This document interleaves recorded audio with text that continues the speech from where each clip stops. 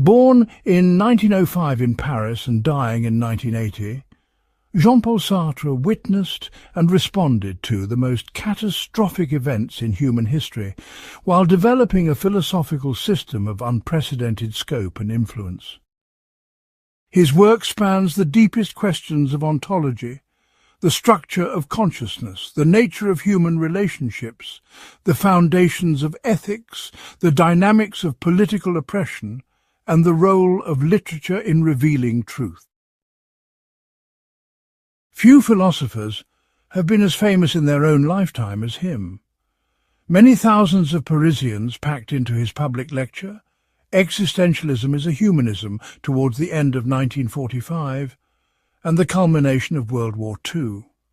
This extraordinary public response to philosophical ideas reflects the unprecedented relevance of Sartre's thought to lived human experience during a period of unprecedented historical crisis. That lecture offered an accessible version of his difficult treatise, Being and Nothingness, which had been published 2 years earlier, and it also responded to contemporary Marxist and Christian critics of Sartre's existentialism. The philosophical system that emerged from this engagement with historical crisis would fundamentally reshape how we understand human consciousness, moral responsibility, and political action. This analysis will examine every major dimension of Sartre's philosophical achievement through rigorous engagement with the most authoritative academic scholarship.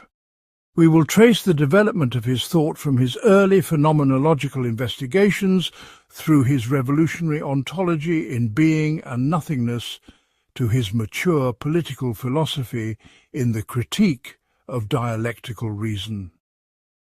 Each part of this examination will reveal how Sartre's individual insights contribute to a comprehensive vision of human existence that remains profoundly relevant to contemporary philosophical and political challenges. The depth and breadth of Sartre's intellectual achievement demands nothing less than complete philosophical engagement with every aspect of his system. Part 1.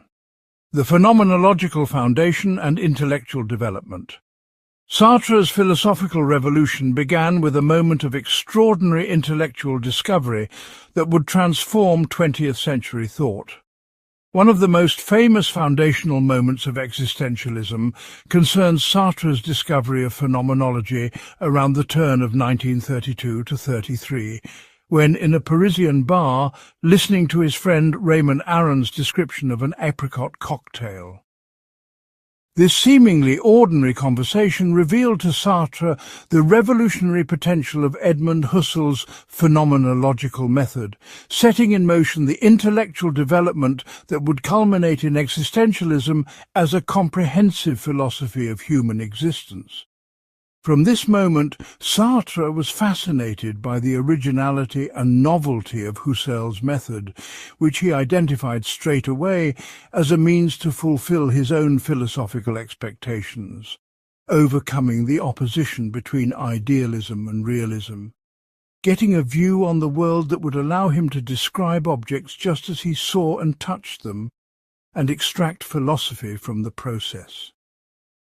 This discovery provided Sartre with the methodological foundation he needed to develop a philosophy that could address the concrete realities of human existence without falling into either abstract idealism or crude materialism.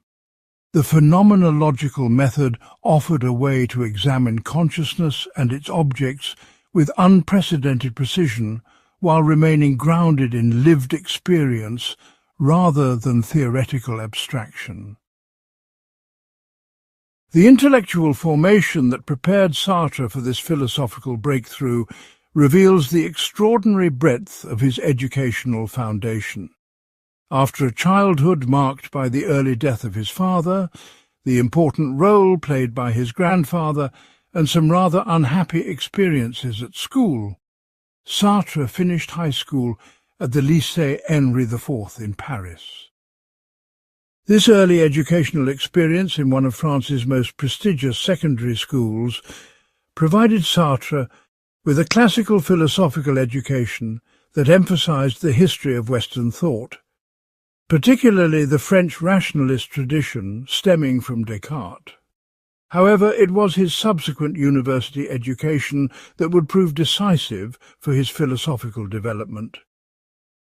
After 2 years of preparation, he gained entrance to the prestigious École Normale Supérieure, where from 1924 to 1929 he came into contact with Raymond Aron, Simone de Beauvoir, Maurice Merleau-Ponty and other notables. The École Normale Supérieure represented the pinnacle of French intellectual culture, and Sartre's experience there immersed him in the most advanced philosophical discussions of his generation. His intellectual relationships with figures like Aron, who would later introduce him to phenomenology, de Beauvoir, who would become his lifelong intellectual companion and fellow existentialist philosopher, and Merleau-Ponty, who would develop his own distinctive phenomenological philosophy, created an intellectual environment of unprecedented richness and philosophical ambition. Following his graduation, Sartre's year in Berlin from 1933 to 1934 proved absolutely crucial to his philosophical development. Sartre became immediately acquainted with Emmanuel Levinas's early translation of Husserl's Cartesian Meditations and his introductory book on Husserl's theory of intuition. He spent the following year in Berlin so as to study more closely Husserl's method and to familiarize himself with the works of his students Heidegger and Scheler. This intensive study of phenomenology provided Sartre with the methodological tools he needed to develop his own distinctive philosophical approach. The encounter with Husserl's analysis of consciousness, Heidegger's fundamental ontology, and Scheler's philosophical anthropology gave Sartre access to the most advanced philosophical developments of his time, while positioning him to make his own revolutionary contributions. With Levinas, and then later with Merleau-Ponty, Ricoeur, and Trần-Duc-Thao, Sartre became one of the first serious interpreters and proponent of Husserl's phenomenology in France. This role as one of the primary introducers of phenomenology into French philosophy placed Sartre at the centre of the most important philosophical developments of the 20th century. However, Sartre's engagement with phenomenology was never merely scholarly or derivative, but immediately creative and transformative. From his earliest encounters with Husserl's work, Sartre began developing his own distinctive interpretation that would ultimately revolutionize phenomenology itself. The philosophical breakthrough that emerged from this intensive study of phenomenology was Sartre's radical reinterpretation of Husserl's concept of intentionality. While he was studying in Berlin, Sartre tried to convert his study of Husserl into an article that documents his enthusiastic discovery of intentionality. It was published a few years later under the title Intentionality, a fundamental idea of Husserl's phenomenology. This early essay, which had considerable influence over the early French reception of phenomenology, reveals the extraordinary originality of Sartre's philosophical vision even in his earliest work.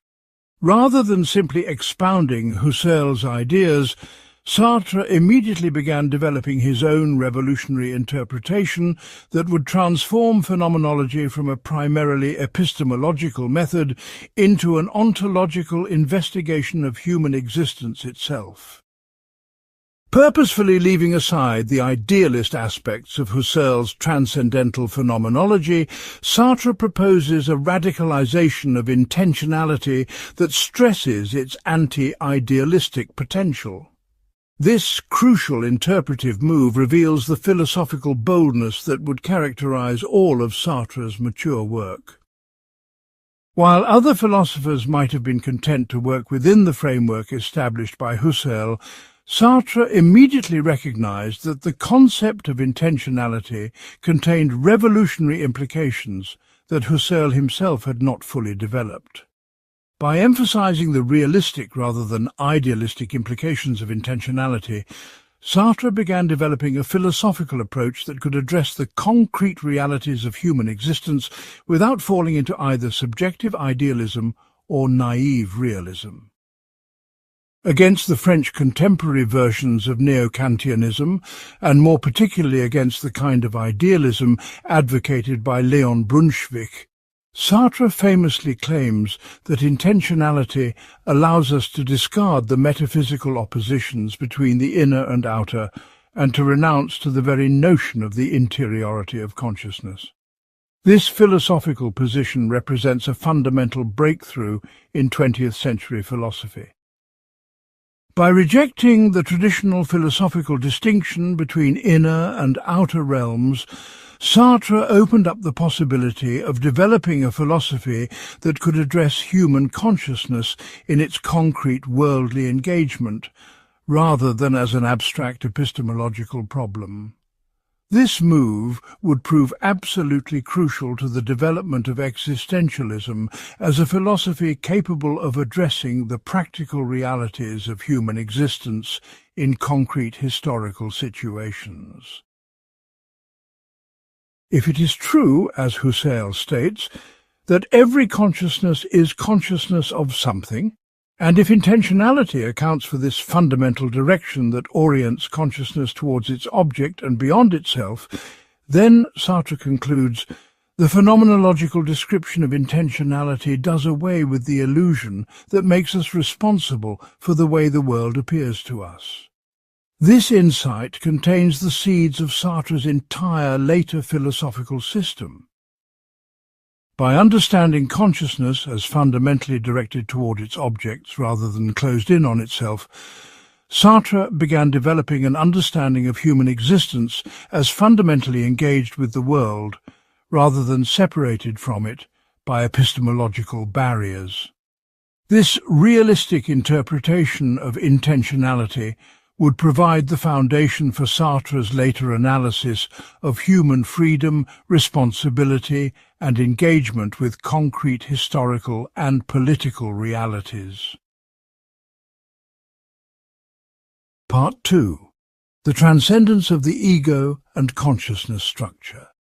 Sartre's first major philosophical breakthrough came with his revolutionary analysis of the structure of consciousness in The Transcendence of the Ego, written while he was still in Berlin and published in 1936. With this influential essay, Sartre engages in a much more critical way with the conception of the transcendental ego presented in Husserl's ideas and defends his realistic interpretation of intentionality against the idealistic tendencies of Husserl's own phenomenology after the publication of Logical Investigations.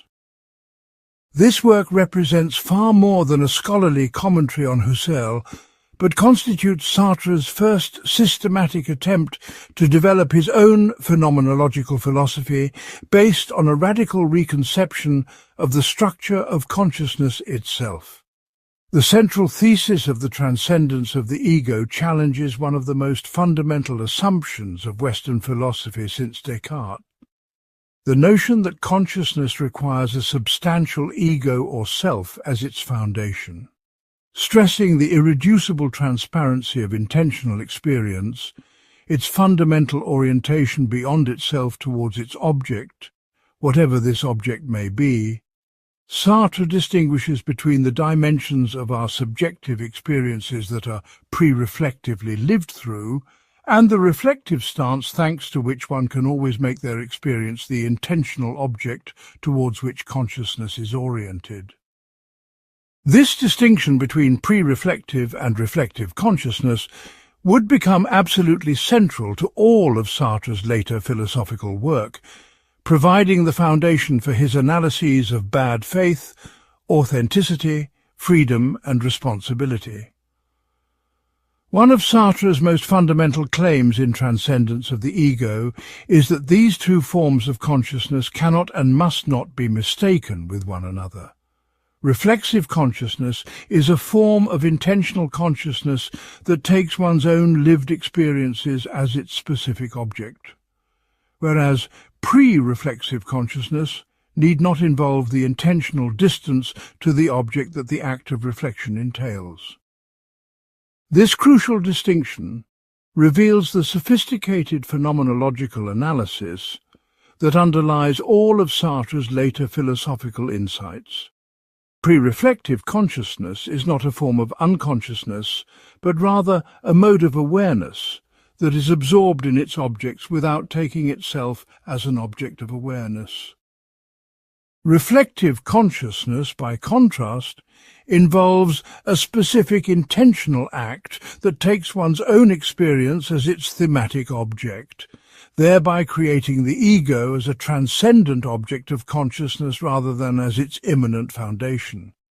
In regard to self-consciousness, Sartre argues there is an immediate and non-cognitive form of self-awareness, as well as reflective forms of self-consciousness. The latter is unable to give access to oneself as the subject of unreflected consciousness, but only as the intentional object of the act of reflection, that is, the ego in Sartre's terminology. The ego is the specific object that intentional consciousness is directed upon when performing reflection, an object that consciousness posits and grasps in the same act, and that is constituted in and by the act of reflection. Instead of a transcendental subject, the ego must consequently be understood as a transcendent object similar to any other object, with the only difference that it is given to us through a particular kind of experience, namely reflection. The ego, Sartre argues, is outside in the world. It is a being of the world, like the ego of another. This revolutionary thesis challenges centuries of philosophical tradition that had placed the ego at the center of consciousness as its founding principle. Rather than being the source or foundation of consciousness, the ego emerges only when consciousness takes itself as an object through the specific act of reflection. This means that in our most fundamental relationship to the world, pre-reflective consciousness, there is no ego present at all. When I run after a streetcar, when I look at the time, when I am absorbed in contemplating a portrait, there is no I. In fact, I am plunged in the world of objects. It is they which constitute the unity of my consciousness, but me, I have disappeared. I have annihilated myself. There is no place for me on this level. This analysis reveals the extraordinary phenomenological precision of Sartre's investigations. The streetcar appears to me in a specific way as having to be overtaken in this case, that is experienced as its own mode of phenomenalization, and not as a mere relational aspect of its appearing to me. The object presents itself as carrying a set of objective properties that are strictly independent from one's personal relation to it. The streetcar is experienced as a transcendent object in a way that obliterates and overrides, so to speak, the subjective features of conscious experience. Its having to be overtakenness does not belong to my subjective experience of the world, but to the objective description of the way the world is. When I run after the streetcar, my consciousness is absorbed in the relation to its intentional object, the streetcar having to be overtaken, and there is no trace of the I in such lived experience. This particular feature derives from what Sartre calls the diaphanousness of lived experiences. In a different example of this, Sartre argues that when I perceive Pierre as loathsome, say, I do not perceive my feeling of hatred. Rather, Pierre repulses me, and I experience him as repulsive. Repulsiveness constitutes an essential feature of his distinctive mode of appearing, rather than a trait of my feelings towards him.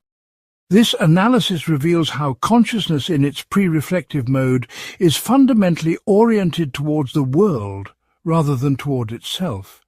experiencing the qualities of objects as objective features of those objects rather than as subjective states of the experiencing consciousness. Sartre concludes that reflective statements about one's ego cannot be logically derived from non-reflective lived experiences. Thus, to say I hate or I love on the occasion of a singular consciousness of attraction or repulsion is to carry out a veritable passage to the infinite. Nothing more is needed for the rights of reflection to be singularly limited. It is certain that Pierre repulses me, yet it is and will remain forever doubtful that I hate him. Indeed, this affirmation infinitely exceeds the power of reflection.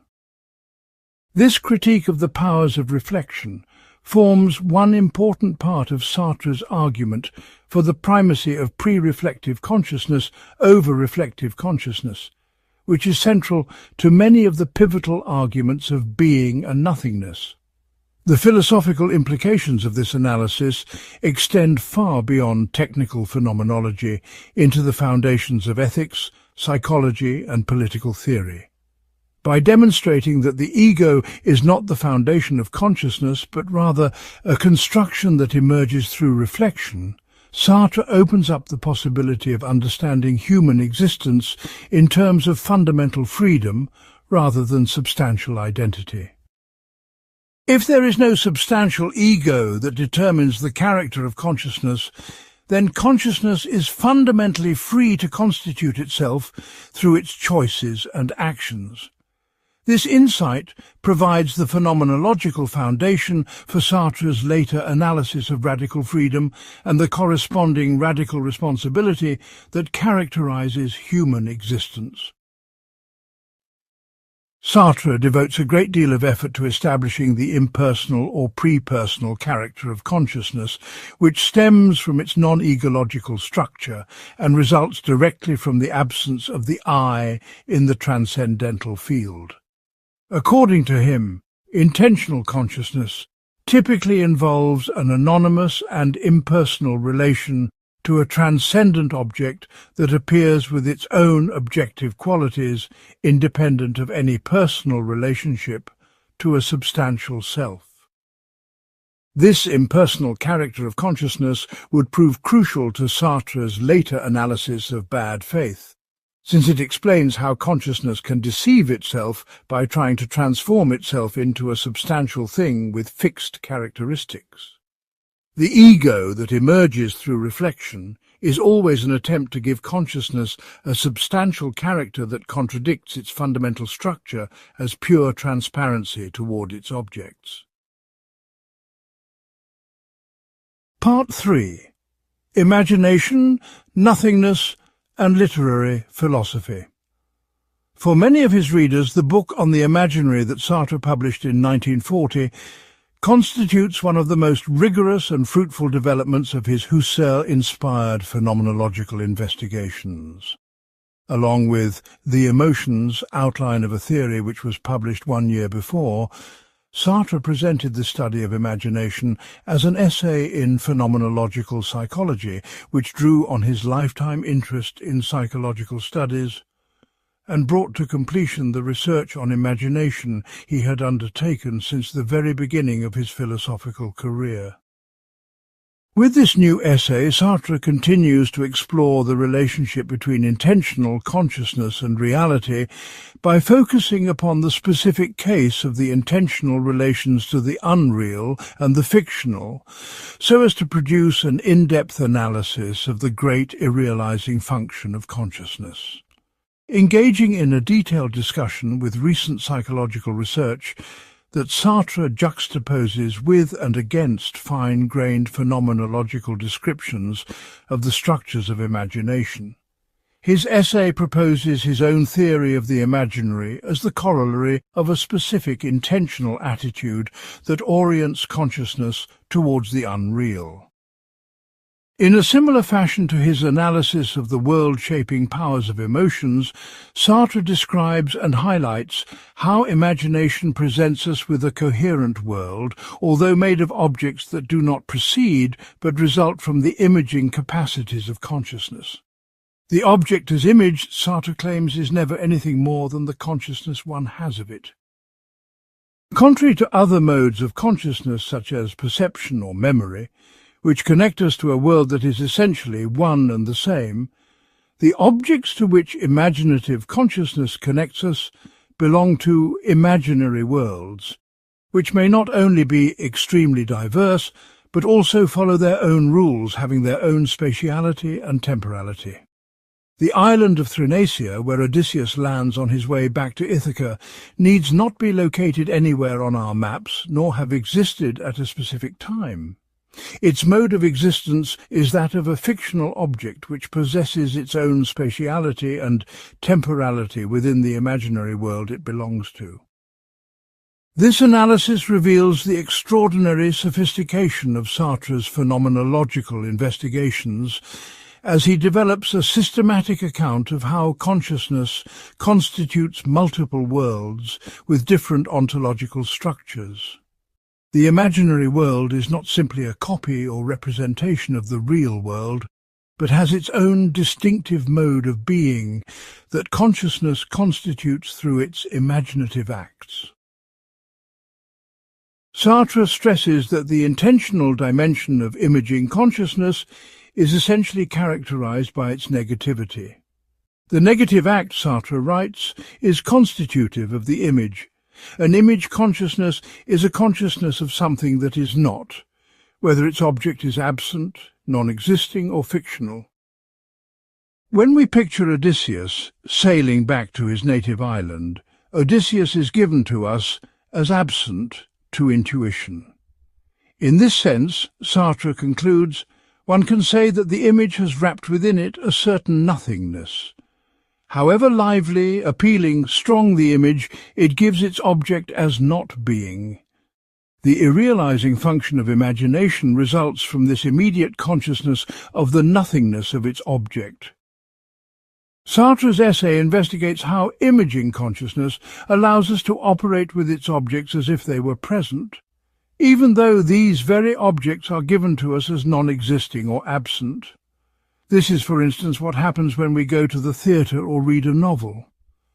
To be present at a play is to apprehend the characters on the actors, the forest of As You Like It on the cardboard trees. To read is to realize contact with the irreal world on the signs. In this world there are plants, animals, fields, towns, people. Initially those mentioned in the book, and then a host of others that are not named but are in the background and give this world its depth. The reality of imaginary worlds does not prevent the spectator or reader from projecting herself into this world as if it was real. The acts of imagination can consequently be described as magical acts, similar to incantations with respect to the way they operate, since they are designed to make the object of one's thought or desire appear in such a way that one can take possession of it. In the conclusion of his essay, Sartre stresses the philosophical significance of the relationship between imagination and freedom, which are both necessarily involved in our relationship to the world.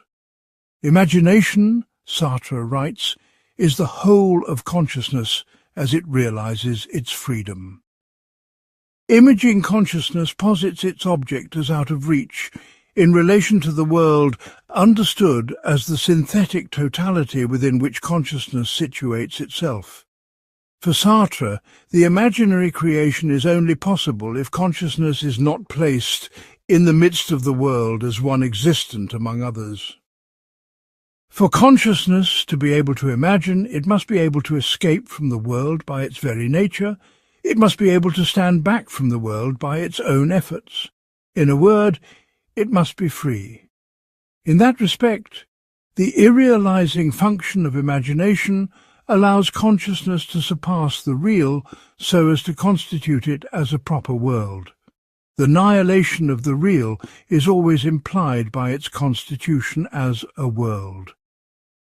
This capacity of surpassing the real to make it a proper world defines the very notion of situation that becomes central in Sartre's philosophical thought after the publication of The Imaginary.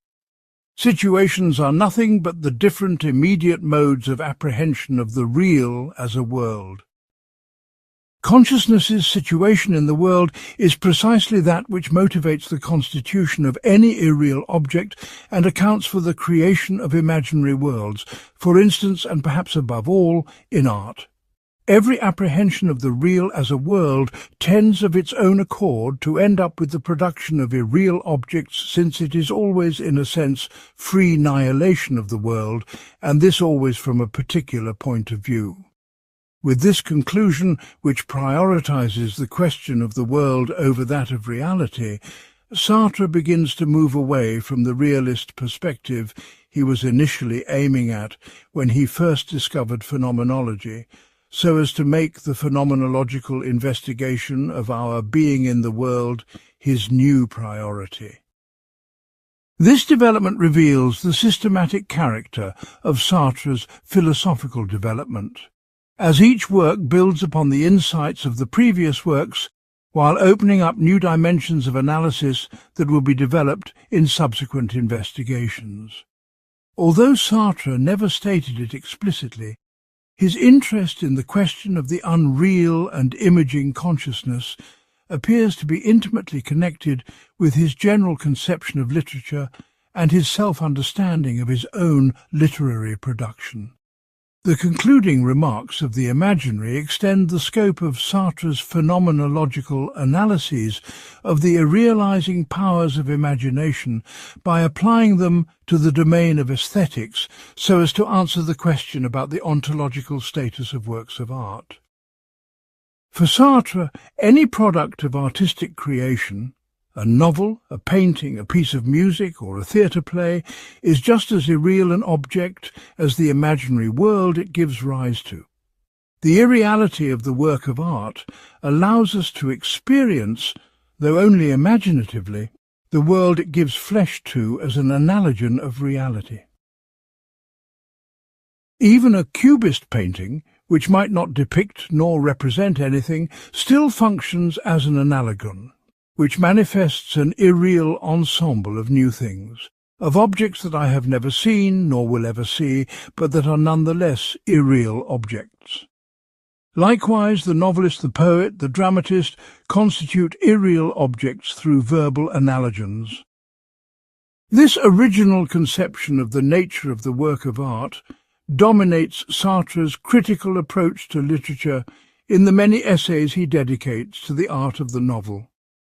This includes his critical analyses of recent writers' novels in the 30s, Faulkner, Dos Passos, Hemingway, Mauriac and others, and the publication in the late 40s of his own summative view, What is Literature?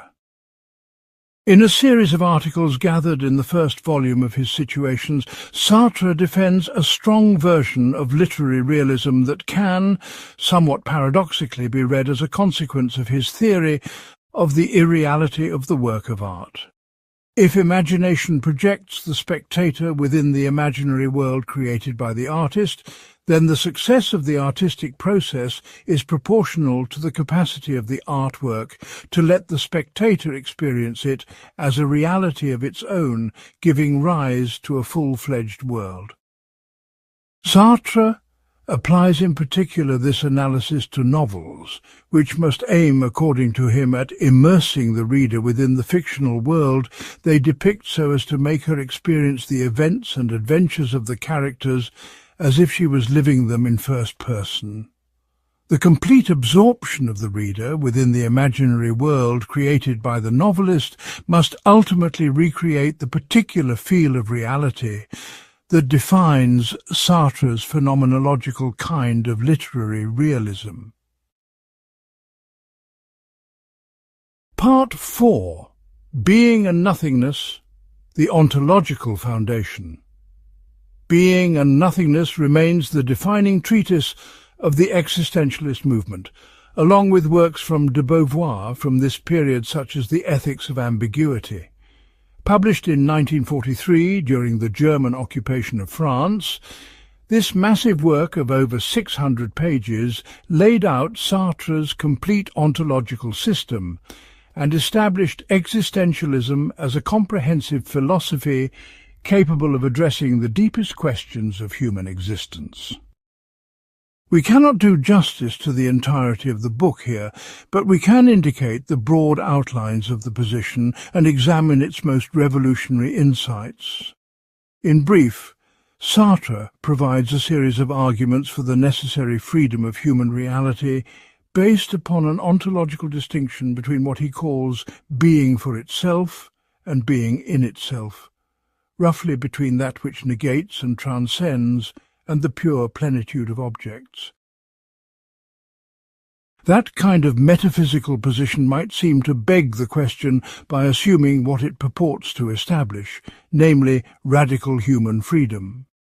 However, Sartre argues that realism and idealism cannot sufficiently account for a wide range of phenomena associated with negation.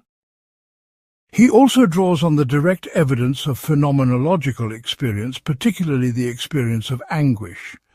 But the argument for his metaphysical picture and human freedom is, on balance, an inference to the best explanation. He contends that his complex metaphysical vision best captures and explains central aspects of human reality that other philosophical approaches fail to adequately address. As the title of the book suggests, nothingness plays a significant role in Sartre's ontological analysis. While Sartre's concern with nothingness might be a deal-breaker for some, following Rudolf Carnap's trenchant criticisms of Heidegger's idea that the nothing knows, Sartre's account of negation and nothingness is nevertheless philosophically interesting and rigorously developed. Sartre does not say much about the genesis of consciousness or the for itself, other than that it is contingent and arises from the effort of an in itself to found itself. He describes the appearance of the for itself as the absolute event, which occurs through being's attempt to remove contingency from its being. Accordingly, the for itself is radically and inescapably distinct from the in itself. In particular, it functions primarily through negation, whether in relation to objects, values, meaning, or social facts. According to Sartre, this negation is not about any reflective judgment or cognition, but an ontological relation to the world.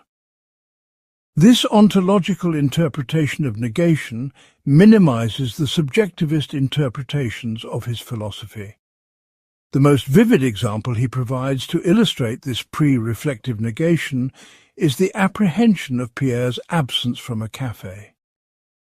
Sartre describes Pierre's absence as pervading the whole café. The café is cast in the metaphorical shade of Pierre not being there at the time he had been expected. This experience depends on human expectations, of course. But Sartre argues that if, by contrast, we imagine or reflect that someone else is not present, say the Duke of Wellington, an elephant, and so forth, these abstract negative facts are not existentially given in the same manner as our pre-reflective encounter with Pierre's absence. They are not given as an objective fact, as a component of the real. Sartre provides numerous other examples of pre-reflective negation throughout Being and Nothingness. He argues that the apprehension of fragility and destruction are likewise premised on negativity, and any effort to adequately describe these phenomena requires negative concepts, but also that they presuppose more than just negative thoughts and judgments. In regard to destruction, Sartre suggests that there is not less after the storm, just something else. Generally, we do not need to reflectively judge that a building has been destroyed, but directly see it in terms of that which it is not. The building, say, in its former glory before being wrecked by the storm. Humans introduce the possibility of destruction and fragility into the world, since objectively there is just a change. Sartre's basic question is, how could we accomplish this unless we are a being by whom nothingness comes into the world, that is, free? He poses similar arguments in regard to a range of phenomena that present as basic to our modes of inhabiting the world, from bad faith through to anguish. In all of these cases, Sartre argues that while we can expressly pose negative judgments, or deliberately ask questions that admit of the possibility of negative reply, or consciously individuate and distinguish objects by reference to the objects which they are not, there is a pre-comprehension of non-being that is the condition of such negative judgments. Although the for itself and the in itself are initially defined very abstractly, the book ultimately comes to say a lot more about the for itself, even if not much more about the in itself. The picture of the for itself and its freedom gradually becomes more concrete, reflecting the architectonic of the text, which has more sustained treatments of the body, others, and action in the second half. Throughout, Sartre gives a series of paradoxical glosses on the nature of the for itself. That is, a being which is what it is not and is not what it is. Although this might appear to be a contradiction, Sartre's claim is that it is the fundamental mode of existence of the for itself that is future-oriented and does not have a stable identity in the manner of a chair, say, or a penknife. Rather, existence precedes essence, as he famously remarks in both Being and Nothingness, and existentialism is a humanism. In later chapters he develops the basic ontological position in regard to free action. His point is not, of course, to say we are free to do or achieve anything, or even to claim that we are free to project anything at all. The for itself is always in a factical situation. Nonetheless, he asserts that the combination of the motives and ends we aspire to in relation to that facticity depend on an act of negation in relation to the given. As he puts it, action necessarily implies as its condition the recognition of a desideratum, that is, of an objective lack or again of a negatite.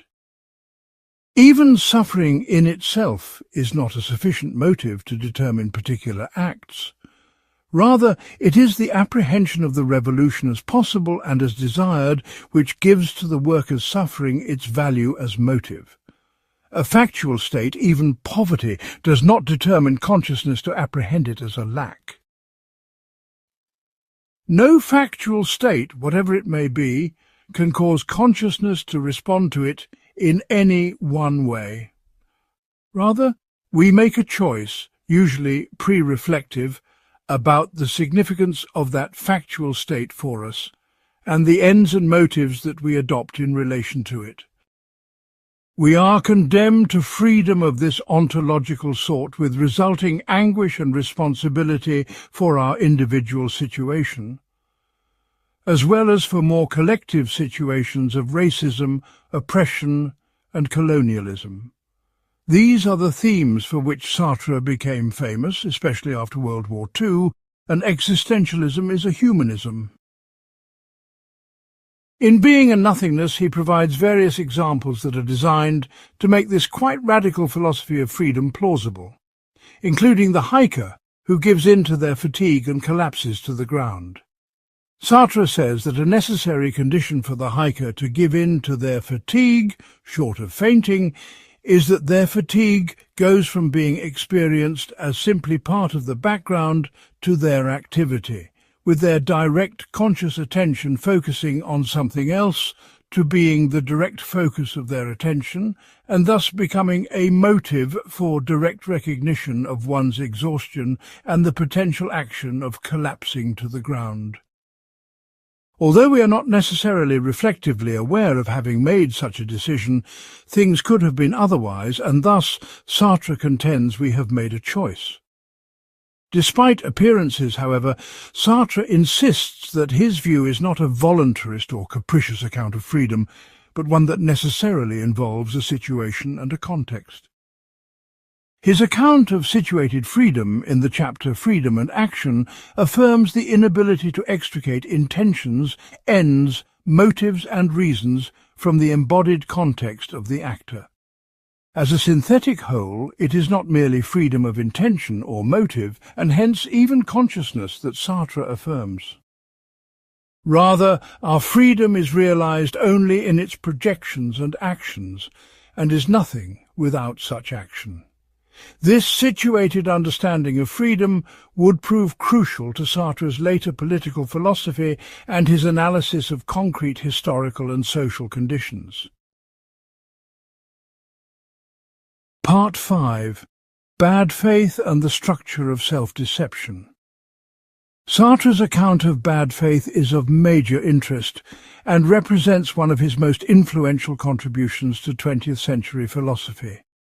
It is said to be a phenomenon distinctive of the for itself, thus warranting ontological treatment.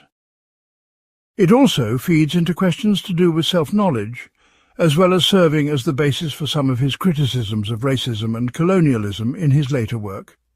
His account of bad faith juxtaposes a critique of Freud with its own depth-interpretive account, existential psychoanalysis, which is itself indebted to Freud, as Sartre admits. We will start with Sartre's critique of Freud, which is both simple and complex, and features in the early parts of the chapter on bad faith in being and nothingness. In short, Freud's differing metapsychological pictures, conscious, preconscious, unconscious, or id, ego, superego, are charged with splitting the subject in two or more in attempting to provide a mechanistic explanation of bad faith, that is, how there can be a liar and a lied to duality within a single consciousness. But Sartre accuses Freud of reifying this structure, and rather than adequately explaining the problem of bad faith, he argues that Freud simply transfers the problem to another level where it remains unsolved, thus consisting in a pseudo-explanation. Rather than the problem being something that pertains to an embodied subject, and how they might both be aware of something and yet also repress it at the same time, Sartre argues that the early Freudian metapsychological model transfers the seat of this paradox to the censor, that is, to a functional part of the brain or mind that both knows and does not know.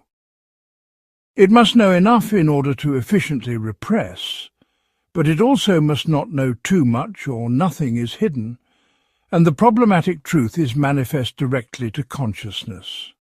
Freud's explanation is hence accused of recapitulating the problem of bad faith in an ostensible mechanism that is itself conscious in some paradoxical sense.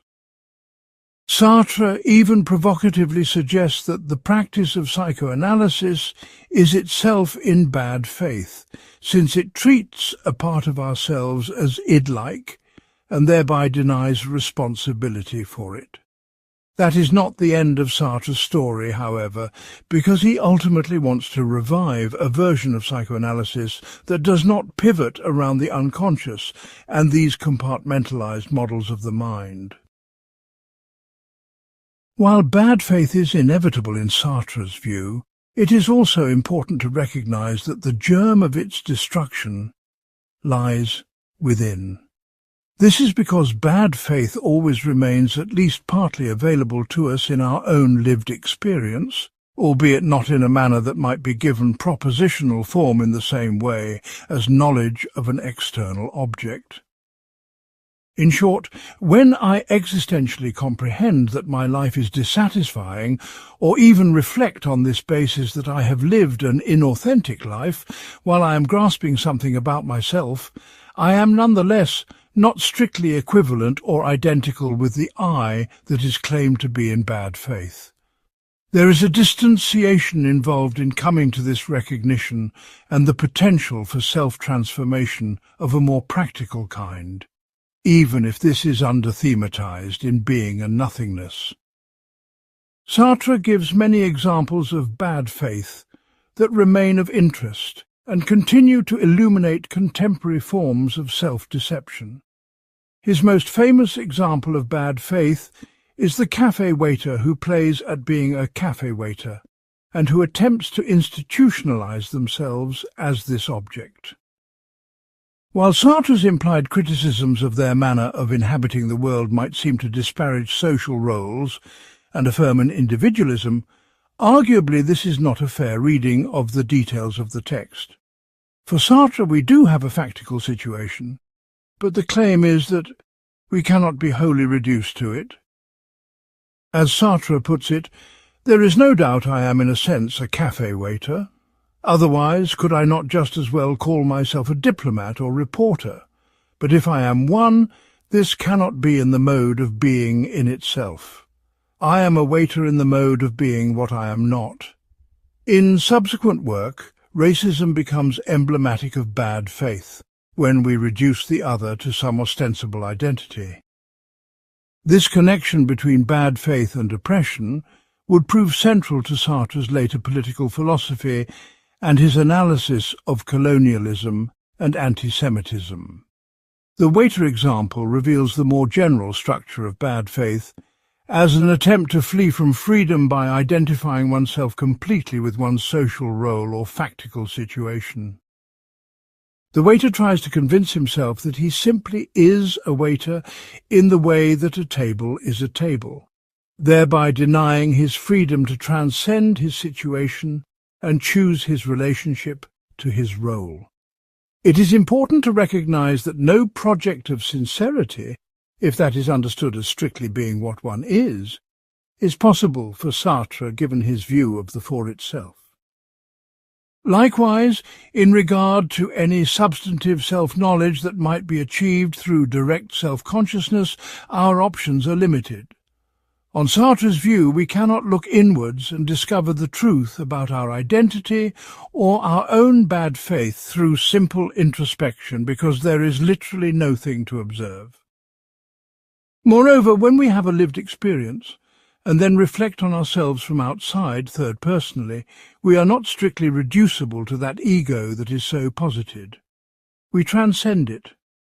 Or to be more precise, we both are that ego, just as we are what the other perceives, and yet are also not reducible to it. This is due to the structure of consciousness and the arguments from transcendence of the ego. In Being and Nothingness, the temporal aspects of this non-coincidence are also emphasized. We are not just our past and our objective attributes in accord with some sort of principle of identity, because we are also our projects, and these are intrinsically future-oriented. This temporal structure of human existence means that we are always more than our past accomplishments and present situation, always open to future possibilities that can transform the meaning of our past and present. This temporal structure makes bad faith possible, since we can try to identify ourselves completely with our past or present. But it also makes bad faith unstable, since our future-oriented projects constantly threaten to reveal the falseness of such identification. Nonetheless, Sartre argues that it would be false to conclude that all modes of inhabiting the world are thereby equivalent in terms of faith and bad faith. Rather, there are what he calls patterns of bad faith, and he says these are objective. Any conduct can be seen from two perspectives, transcendence and facticity, being for itself and being for others. But it is the exclusive affirmation of one or the others of these, or a motivated and selective oscillation between them, which constitutes bad faith. There is no direct account of good faith in Being and Nothingness other than the enigmatic footnote at the end of the book that promises an ethics. There are more sustained treatments of authenticity in his notebooks, for an ethics, and in Anti-Semite and Jew. The analysis of bad faith reveals the fundamental structure of human consciousness as a being that must choose itself without ultimate foundation. Bad faith represents the attempt to escape this groundless freedom by identifying with fixed roles, past actions, or the gaze of others. However, since consciousness is fundamentally temporal and transcendent, such attempts at self-identification are always unstable and require constant reinforcement through repeated acts of self-deception. The phenomenon of bad faith thus reveals both the inescapable character of human freedom and the equally persistent tendency to flee from that freedom through various forms of self-deception. This analysis would prove central to Sartre's later investigations of authenticity, political oppression, and the possibilities of human liberation. Part 6. The Look and Intersubjectivity. Sartre's work on intersubjectivity represents one of his most original and influential contributions to 20th century philosophy, though it is often the subject of premature dismissal. The hyperbolic dimension of his writings on the look of the other and the pessimism of his chapter on concrete relations with others, which is essentially a restatement of the master-slave stage of Hegel's struggle for recognition without the possibility of its overcoming, are sometimes treated as if they were nothing but the product of a certain sort of mind, a kind of adolescent paranoia or hysteria about the other. What this has meant, however, is that the significance of Sartre's work on intersubjectivity, both within phenomenological circles and more broadly in regard to philosophy of mind and social cognition, has been downplayed.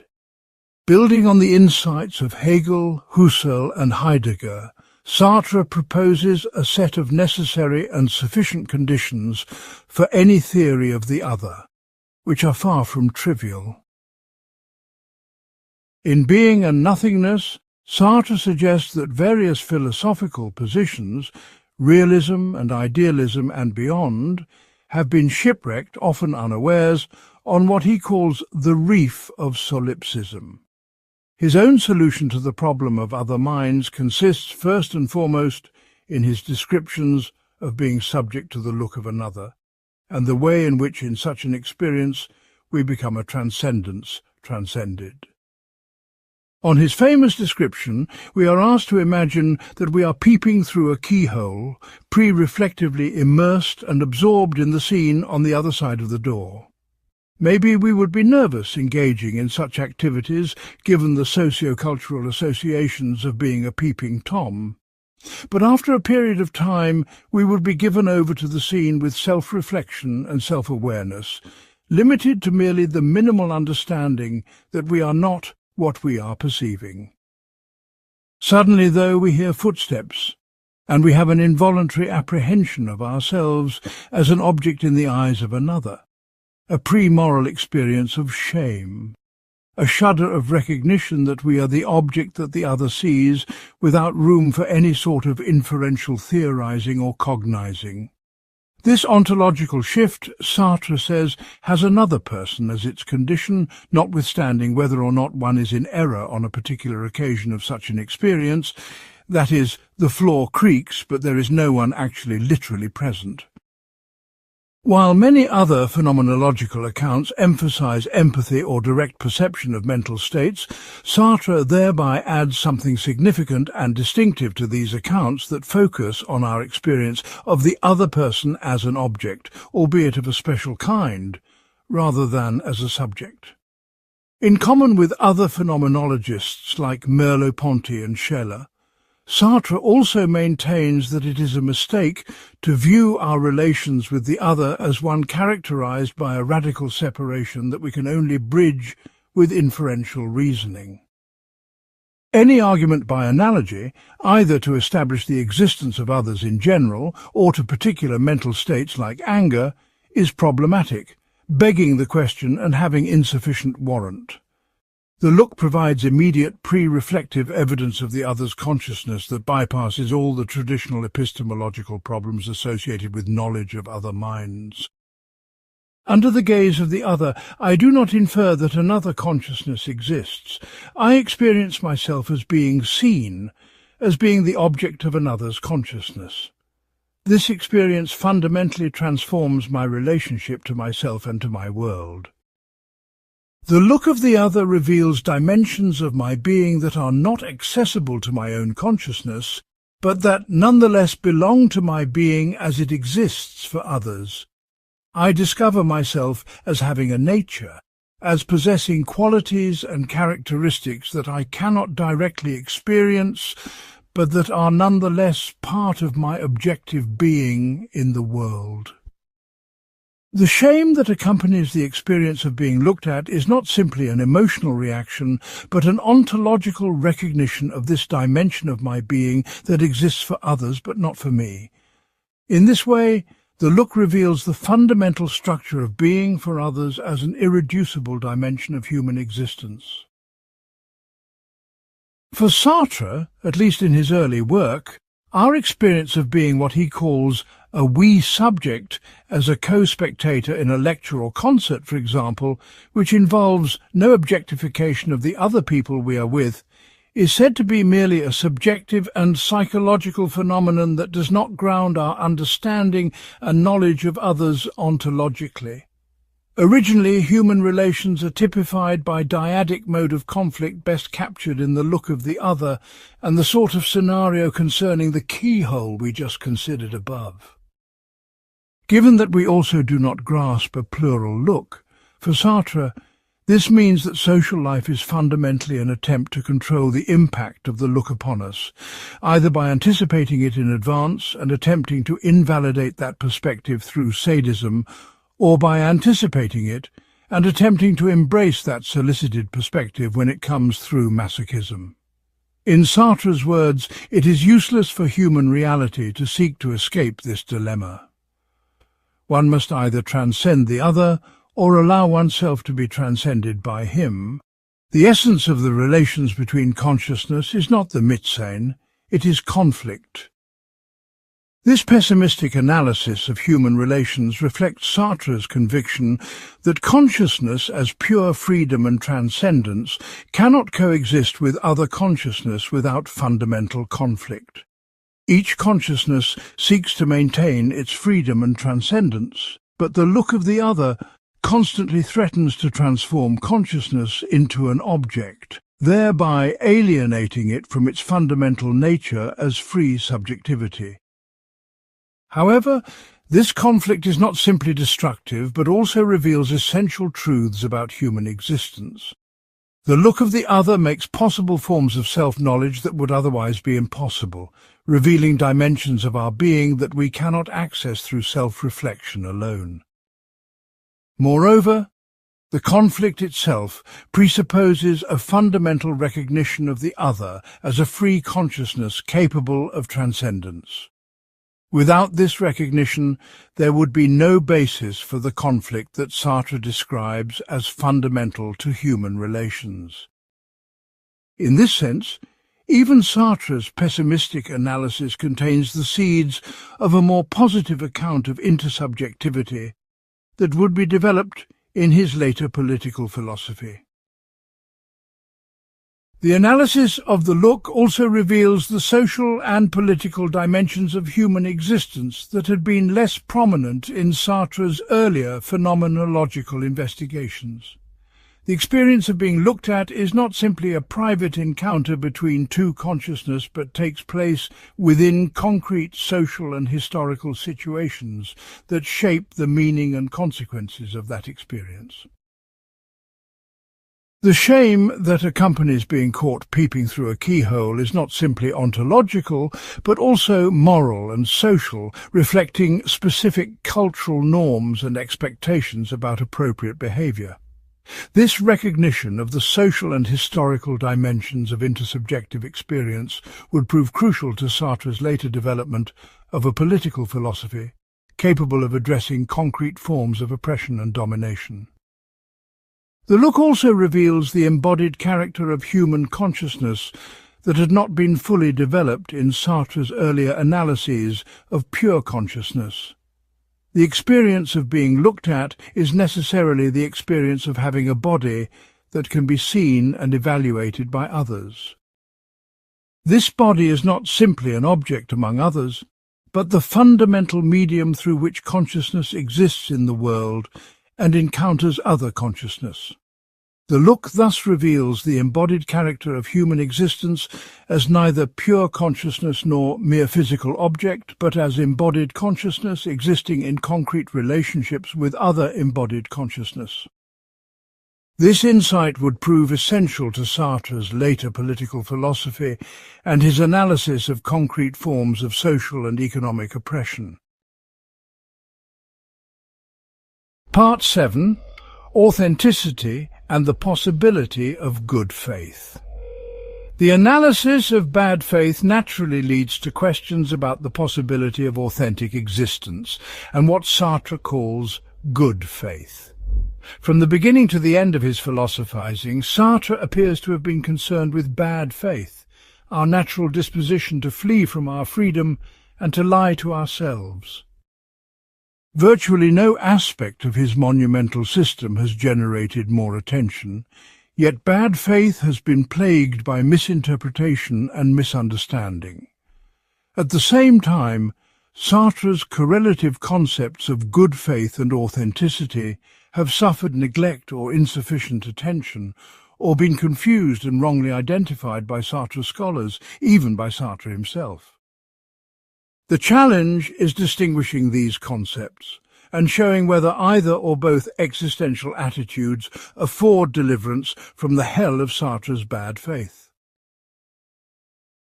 Although he attempts to redeem Sartre's slighted concept of good faith, it must not be viewed interchangeably with authenticity. Further, in one of the earliest and most sustained studies of Sartre's notebooks for an ethics available in English, we can see how Sartre's posthumously published notes for an ethics of salvation confirm the differentiation between good faith and authenticity. The way out of Sartrean hell is authenticity, living with fidelity to our unjustifiable freedom and assuming responsibility for it. This distinction proves crucial for understanding Sartre's ethical philosophy and its relationship to his ontological analysis of human existence. Such a notion of authenticity is therefore quite different from what is often popularly misrepresented as a typically existentialist attitude, namely an absolute prioritization of individual spontaneity. On the contrary, a recognition of how our freedom interacts with our facticity exhibits the responsibility which we have to make proper choices. These are choices which are not trapped in bad faith but acknowledge both the radical character of human freedom and the concrete limitations within which that freedom operates. Through the practical consequences presented in Sartre's analysis, an existentialist ethics can be discerned that goes far beyond mere individual self-assertion. In order to ground itself, the self needs projects, which can be viewed as aspects of an individual's fundamental project, and motivated by a desire for being lying within the individual's consciousness. The source of this project is a spontaneous original choice that depends on the individual's freedom.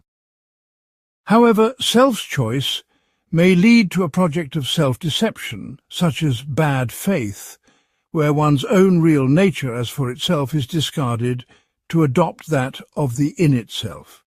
Our only way to escape self-deception is authenticity, that is, choosing in a way which reveals the existence of the for itself as both factual and transcendent.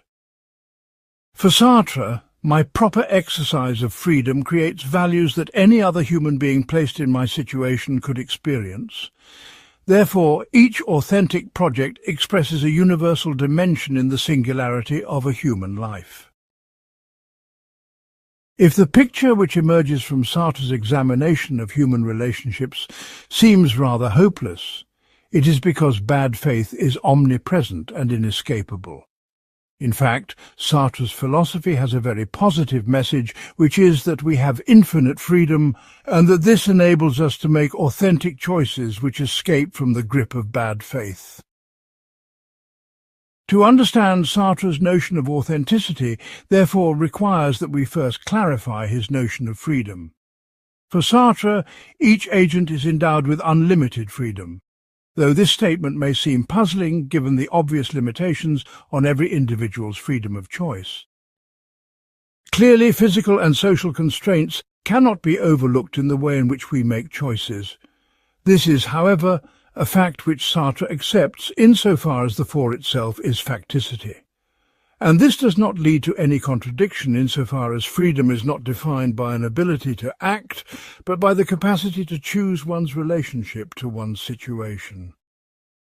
With this notion of freedom as spontaneous choice, Sartre therefore has the elements required to define what it is to be an authentic human being. This consists in choosing in a way which reflects the nature of the for itself as both transcendence and facticity. This notion of authenticity appears closely related to Heidegger's, since it involves a mode of being that exhibits a recognition that one is a being whose existence precedes essence. However, unlike Heidegger's, Sartre's conception has clear practical consequences for how one should live and act in concrete situations. For what is required of an authentic choice is that it involve a proper coordination of transcendence and facticity, and thus that it avoid the pitfalls of an uncoordinated expression of the desire for being. This amounts to properly grasping oneself as freedom and facticity simultaneously. Such a lack of proper coordination between transcendence and facticity constitutes bad faith, either at an individual or an interpersonal level. Authentic existence requires acknowledging both our radical freedom to transcend any given situation and the concrete factical constraints within which that transcendence operates. We cannot simply ignore our past, our social situation, our bodily limitations, but neither can we use these factors as excuses to deny our freedom to choose our response to these limitations. Sartre's existentialist understanding of what it is to be human can be summarized in his view that the underlying motivation for action is to be found in the nature of consciousness, which is a desire for being. It is up to each agent to exercise his freedom in such a way that he does not lose sight of his existence as a facticity, as well as a free human being. In so doing, he will come to understand more about the original choice which his whole life represents, and thus about the values that are thereby projected. Such an understanding is only obtained through living this particular life and avoiding the pitfalls of strategies of self-deceit such as bad faith. This authentic option for human life represents the realization of a universal in the singularity of a human life, making each authentic existence a model for what human existence can become. The relationship between authenticity and ethics in Sartre's philosophy is complex and has been the subject of considerable scholarly debate.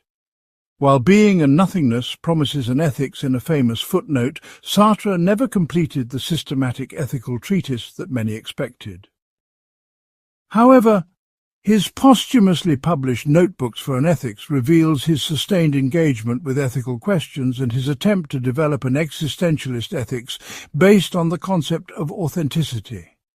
This ethics would not be based on universal moral rules or principles, but on the authentic assumption of one's freedom and the recognition of the freedom of others. The political implications of Sartre's conception of authenticity would become increasingly important in his later work. If authentic existence requires the proper coordination of freedom and facticity, then social and political conditions that systematically distort or suppress human freedom become obstacles to authentic existence. This insight would lead Sartre to his later engagement with Marxism and his analysis of the social and economic conditions that make authentic existence possible or impossible for different groups of people. Authenticity is not simply an individual achievement, but requires social and political conditions that support rather than undermine the possibility of authentic choice for all human beings. This recognition would prove crucial to Sartre's development of a political philosophy capable of addressing concrete forms of oppression and liberation. Part 8. Freedom, Responsibility and Anguish. At the heart of Sartre's philosophy lies his conception of radical freedom, which represents perhaps his most distinctive and controversial contribution to 20th century thought. In later chapters of Being and Nothingness, he develops the basic ontological position in regard to free action, arguing that human consciousness is fundamentally free in ways that previous philosophy had not adequately recognized. His point is not, of course, to say we are free to do or achieve anything, or even to claim that we are free to project anything at all. The for itself is always in a factical situation with concrete limitations and constraints.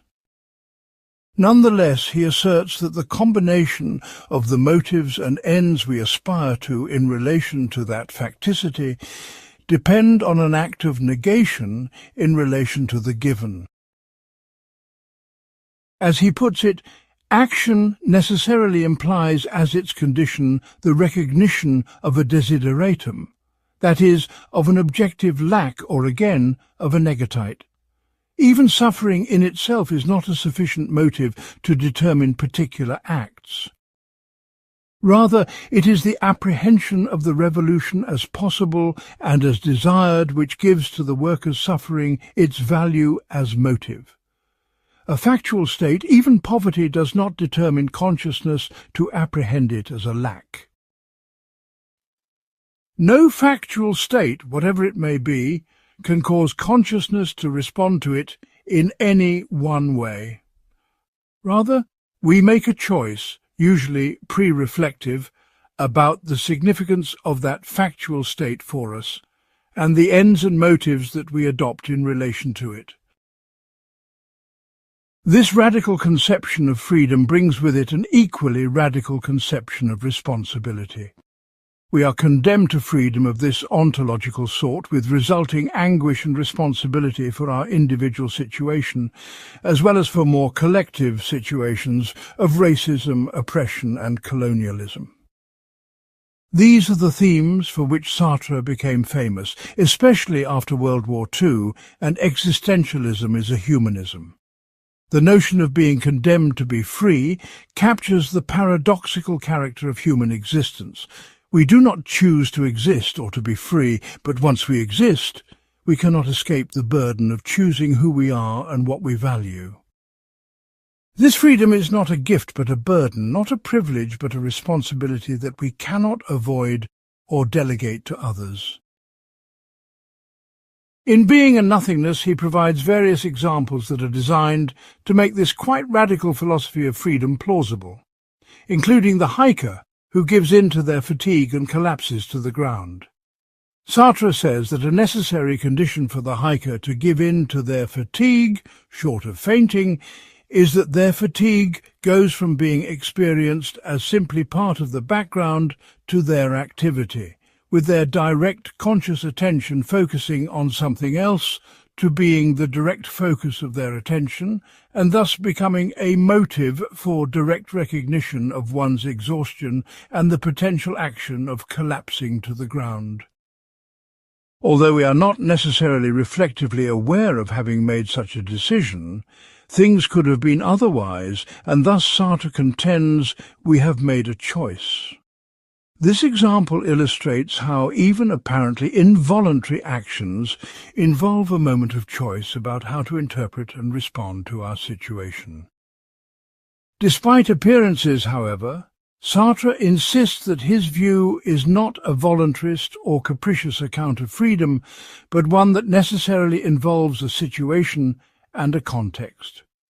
His account of situated freedom in the chapter Freedom and Action affirms the inability to extricate intentions, ends, motives and reasons from the embodied context of the actor. As a synthetic whole, it is not merely freedom of intention or motive, and hence even consciousness, that Sartre affirms. Rather, our freedom is realized only in its projections and actions, and is nothing without such action. Freedom is not an abstract capacity that exists independently of concrete situations, but is always freedom in situation, freedom as a response to specific constraints and possibilities. The experience of anguish reveals to us the groundlessness of our existence and the weight of our freedom. Anguish is not fear of external objects, but the dizzying recognition that we must choose who we are at every moment without ultimate foundation or guarantee. It is the effective revelation of our freedom, the emotional recognition that we are responsible for our choices and their consequences.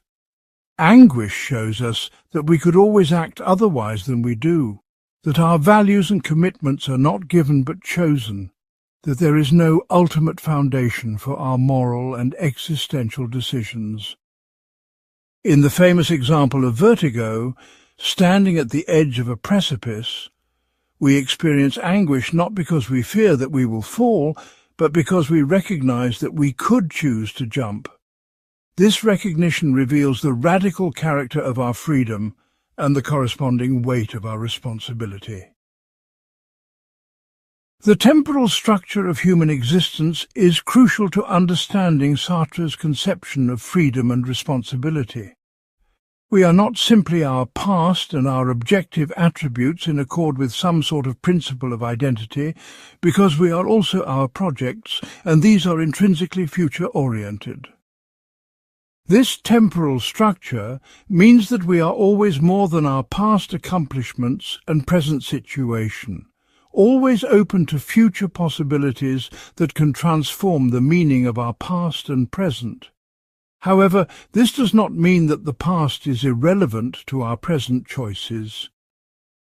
We are our past in the mode of no longer being it, which means that our past provides the factical context within which our freedom operates, but does not determine the choices we make in response to that context.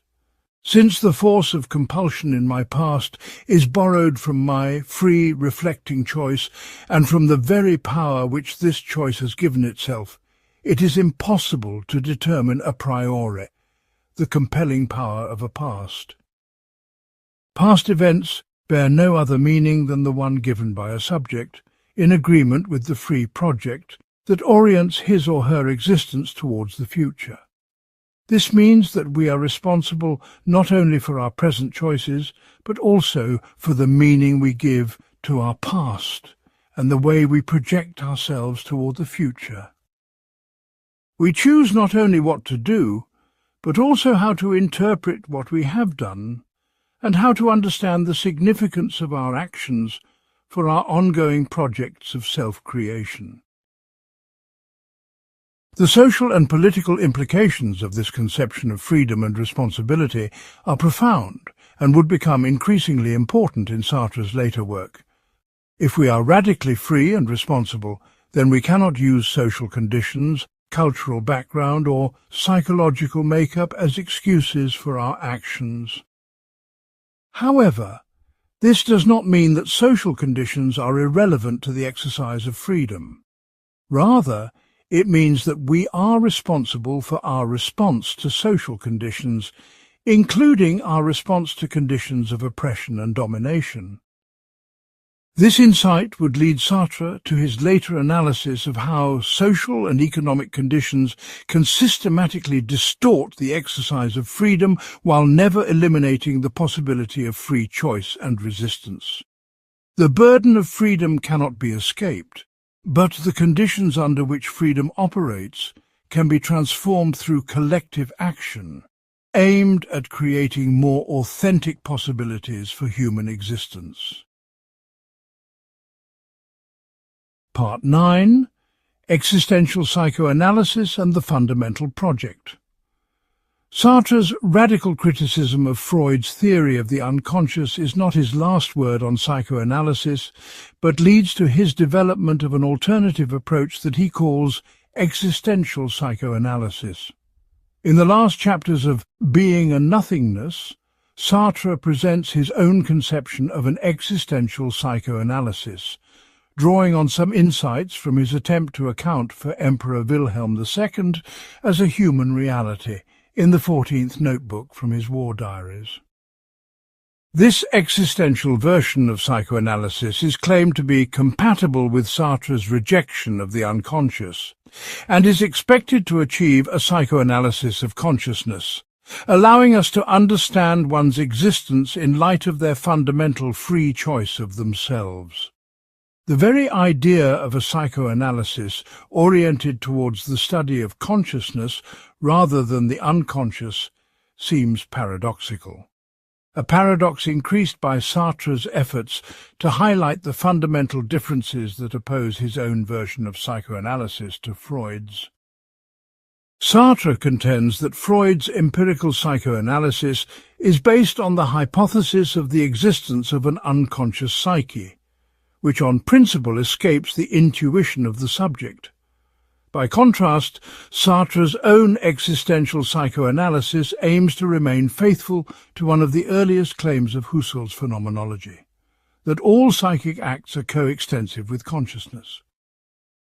For Sartre, however, the basic motivation for rejecting Freud's hypothesis is less an inheritance of Brentano's descriptive psychology than a consequence of Sartre's fundamental critique of determinism, applied to the naturalist presuppositions of empirical psychoanalysis and the particular kind of determinism that it involves. In agreement with Freud, Sartre holds that psychic life remains inevitably opaque and at least somewhat impenetrable to us. He also stresses that the philosophical understanding of human reality requires a method for investigating the meaning of psychic facts.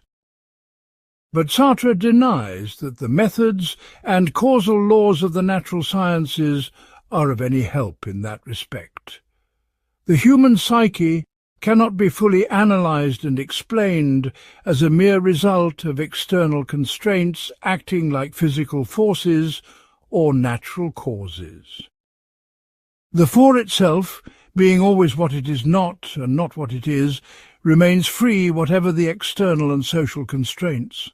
Sartre is consequently bound to reject any emphasis on the causal impact of the past upon the present, which he argues is the basic methodological framework of empirical psychoanalysis. That does not mean that past psychic or physical facts have no impact on one's existence whatsoever. Rather, Sartre contends that the impact of past events is determined in relation to one's present choice, and understood as the consequence of the power invested in this free choice. As he puts it, since the force of compulsion in my past is borrowed from my free, reflecting choice and from the very power which this choice has given itself, it is impossible to determine a priori the compelling power of a past. Past events bear no other meaning than the one given by a subject, in agreement with the free project that orients his or her existence towards the future. Conversely, determinist explanations that construe one's present as a mere consequence of the past proceed from a kind of self-delusion that operates by concealing one's free project and thus contributes to the obliteration of responsibility. Sartre hence seeks to redefine the scope of psychoanalysis. Rather than a proper explanation of human behavior that relies on the identification of the laws of its causation, psychoanalysis consists in understanding the meaning of our conducts in light of one's project of existence and free choice. One might wonder then why we need any such psychoanalysis if the existential project that constitutes its object is freely chosen by the subject. Sartre addresses this objection in Being and Nothingness, claiming that if the fundamental project is fully experienced by the subject and hence wholly conscious, that certainly does not mean that it must by the same token be known by him. Quite the contrary. What Freud calls the unconscious must be redescribed as the paradoxical entanglement of a total absence of knowledge, combined with a true understanding of oneself. The legitimacy of Sartre's existential psychoanalysis of consciousness lies in its ability to unveil the original project according to which one chooses, more or less obscurely, to develop the fundamental orientations of their existence. According to Sartre, analyzing a human subject and understanding the meaning that orients their existence as a whole requires that we grasp the specific kind of unity that lies behind their various attitudes and conducts. This unity can only appear once we discover the synthetic principle of unification or totalization that commands the whole of their behaviors. Sartre understands this totalization as an ongoing process that covers the entire course of one's existence, a process which is constantly reassumed so as to integrate the new developments of this existence. For this reason, this never-ending process of totalization cannot be fully self-conscious or the object of reflective self-knowledge. The synthetic principle that makes this totalization possible is identified by Sartre in terms of fundamental choice. Existential psychoanalysis describes human subjects as synthetic totalities in which every attitude, conduct or behavior finds its meaning in relation to the unity of a primary choice, which all of the subject's behavior expresses in its own way. All human behavior can thus be described as a secondary particularization of a fundamental project which expresses the subject's free choice and conditions the intelligibility of their actions. On the basis of his diagnosis of Baudelaire's existential project, for instance, Sartre goes as far as to claim that he is prepared to wager that he preferred meats cooked in sauces to grills, preserves to fresh vegetables. Sartre legitimates such a daring statement by showing its logical connection to Baudelaire's irresistible hatred for nature, from which his gastronomic preferences must derive, and which Sartre identifies as the expression of the initial free choice of himself that commands the whole of the French poet Maudy's existence. In Sartre's words, he chose to exist for himself as he was for others. He wanted his freedom to appear to himself like a nature, and he wanted this nature which others discovered in him to appear to them like the very emanation of his freedom. From that point, everything becomes clear. We should look in vain for a single circumstance for which he was not fully and consciously responsible. Every event was a reflection of that indecomposable totality which he was from the first to the last day of his life. Baudelaire's choice of himself both accounts for the subject's freedom insofar as it has been freely accepted as the subject's own project of existence, and exerts a constraint on particular behaviours and attitudes towards the world, so that he is bound to act and behave in a way that must be compatible with that choice. Although absolutely free, such an initial choice takes the shape and the meaning of an inescapable and relentless destiny, a destiny in which one's sense of freedom and their inability to act in any other way than they actually did come to merge perfectly. The free choice which a man makes of himself is completely identified with what is called his destiny. In the years following the publication of Being and Nothingness, Sartre refines this original conception of existential psychoanalysis. He applies it methodically to the biographical analysis of a series of major French writers, Baudelaire first, then Mallarmé, Jean Genet, Flaubert and himself in words, warning against the dangers of all kinds of determinist interpretations, from the constitution of psychological types to materialist explanations inherited from Marxian historical analyses. Sartre's analyses become more subtle over time, as he substitutes fine-grained descriptions of the concrete constraints that frame and shape the limits of human lives to the strongly metaphysical theses on freedom that he was first tempted to apply indistinctly to each of these writers.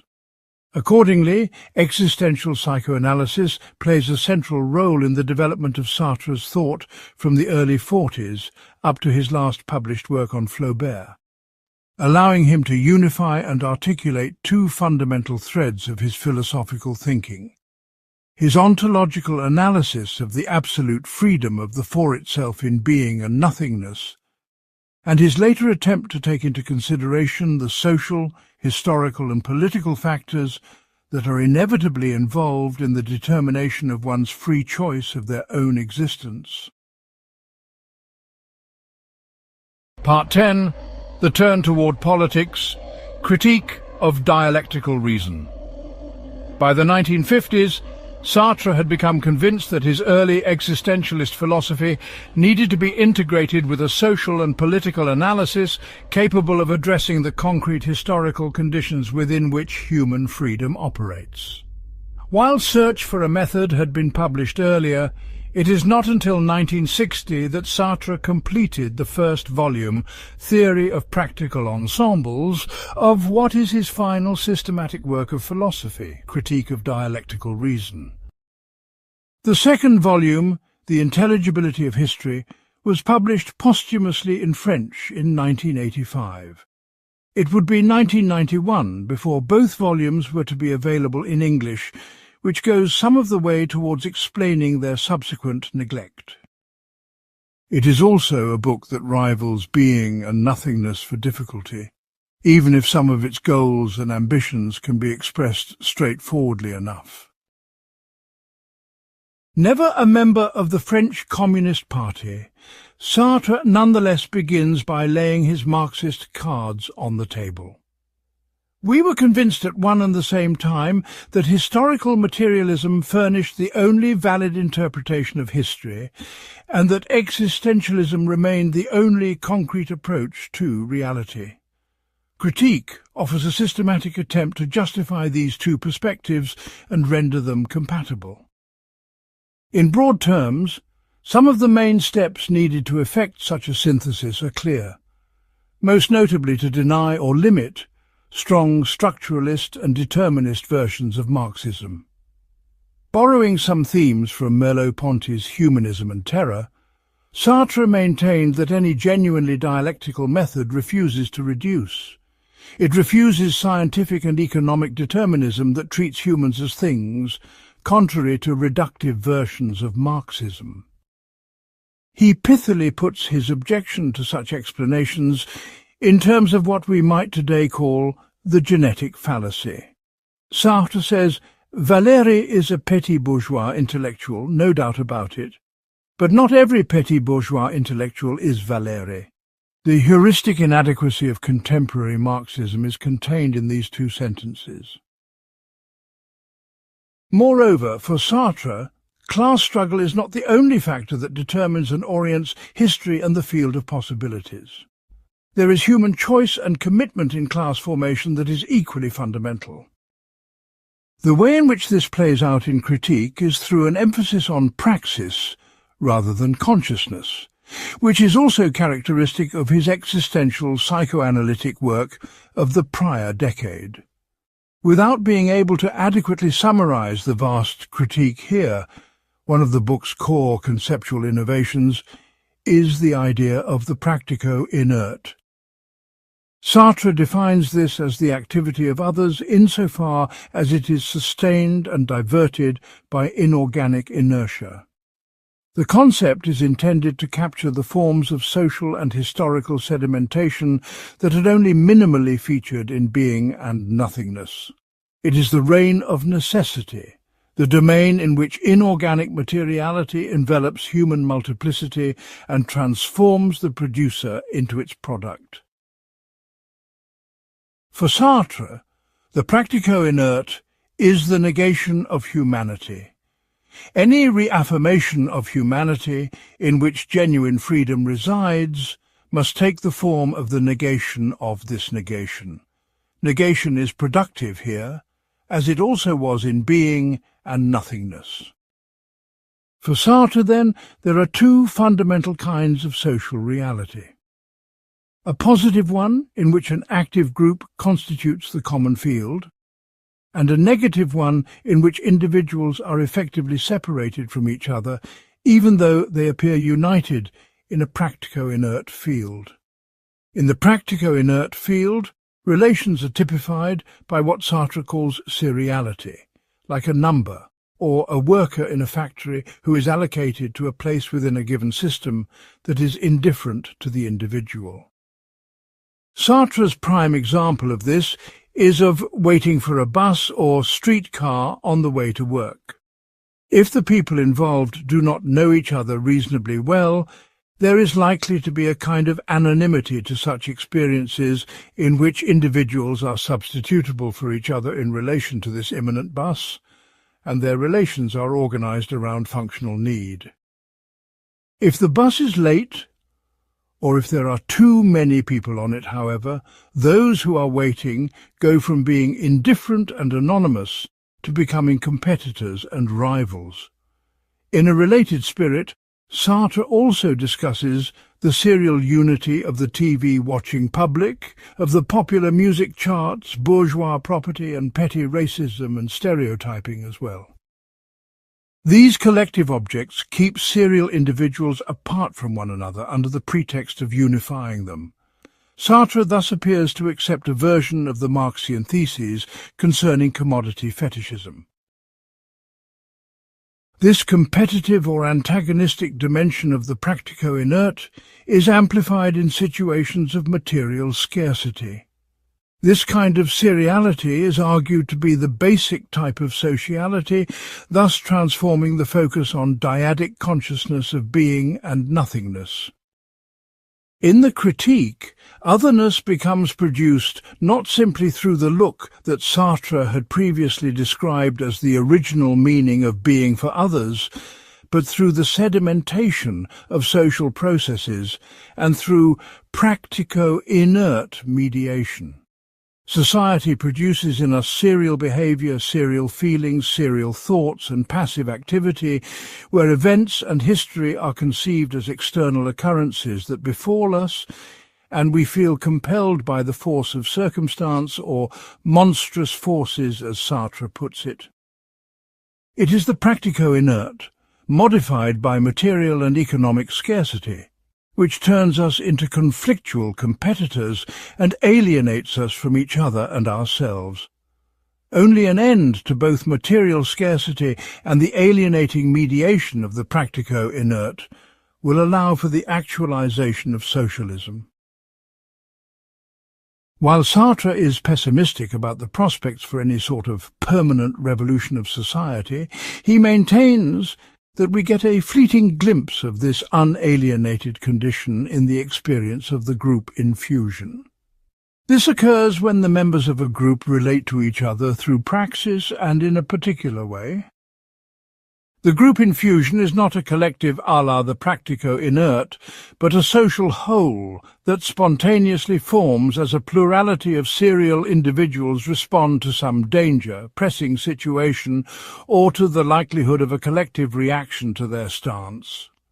We could consider what happens when an individual acts so as to make manifest this serial otherness, like Rosa Parks, when she refused to give up her seat, and thus drew attention to the specific nature of the colonialist seriality at the heart of many states in the USA. This sometimes creates a rupture, and others might follow. Sartre's own prime example is of a crowd of workers who were fleeing during the French Revolution in 1789. At some point the workers stopped fleeing, turned around and reversed direction, suddenly energized alongside each other by their practical awareness that they were doing something together. For this kind of fusion to happen, it must fulfill 4 key conditions for genuine reciprocity. That the other be a means to the exact degree that I am a means myself. That is, that he be the means towards a transcendent goal and not my means. That I recognize the other as praxis at the same time as I integrate him into my totalizing project, that I recognize his movement towards his own ends in the very movement by which I project myself towards mine, that I discover myself as an object and instrument of his own ends by the same act that makes him an object and instrument of mine.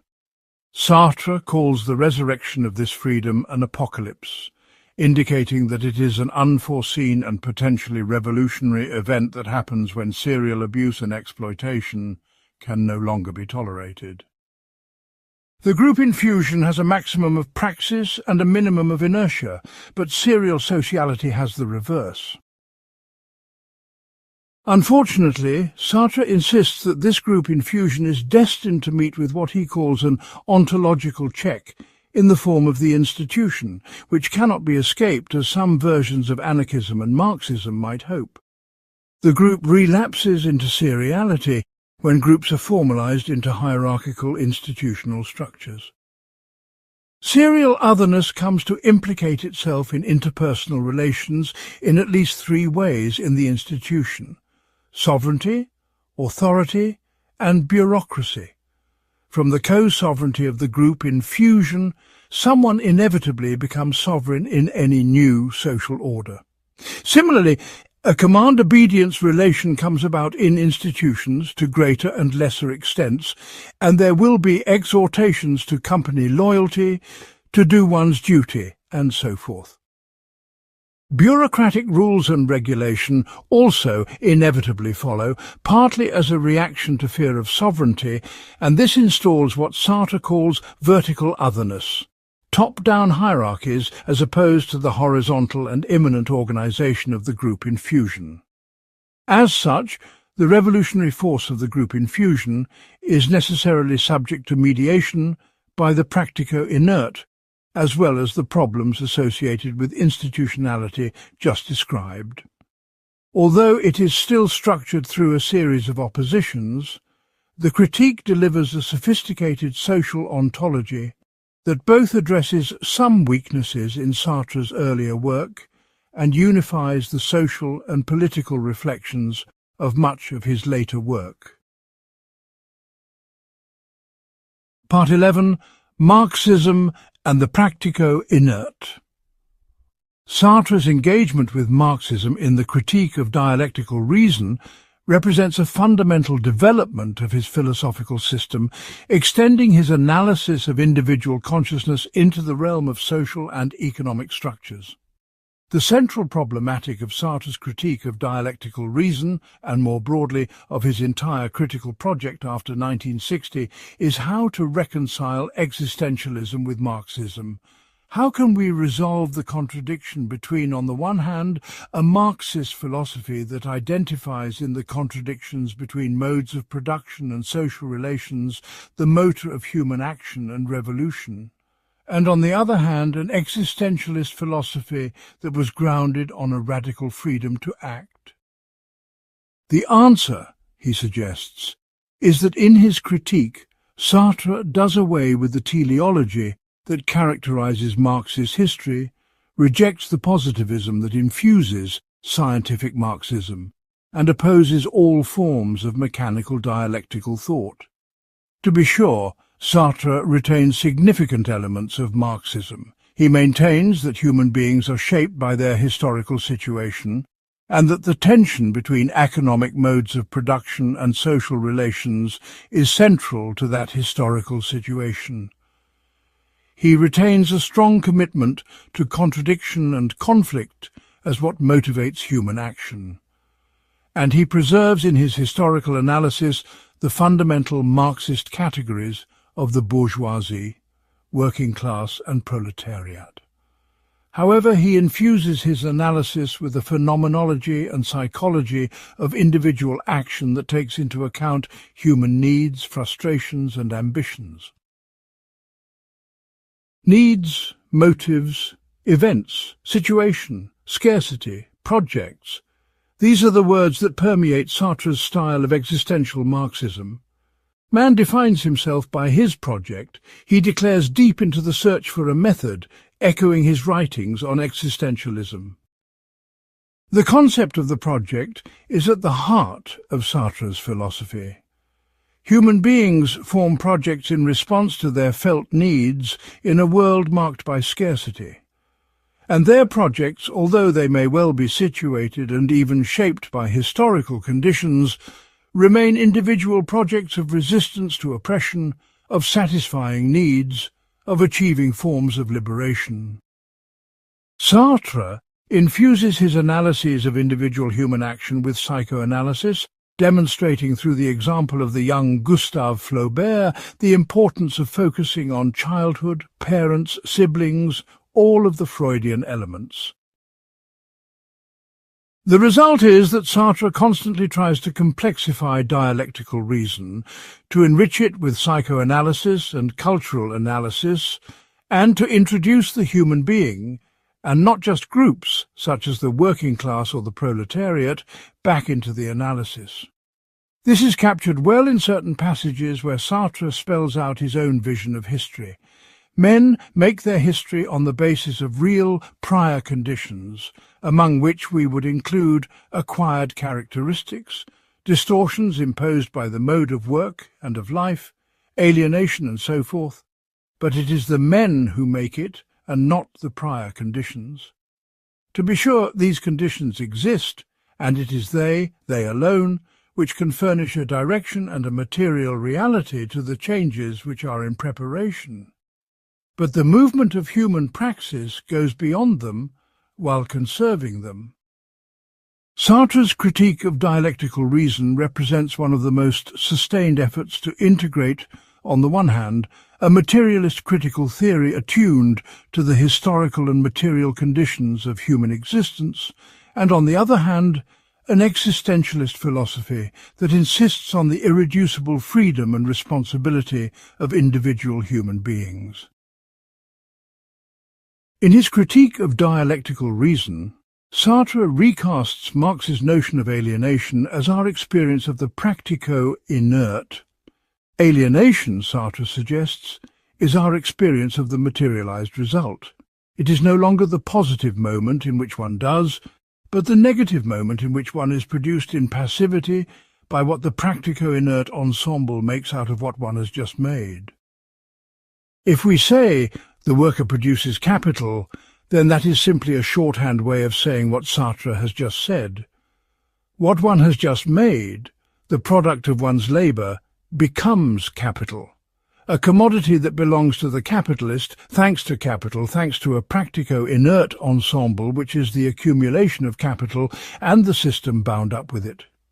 As a wage labourer, the worker is a worked thing, and as capital, worked matter is the inert meaning of the worker.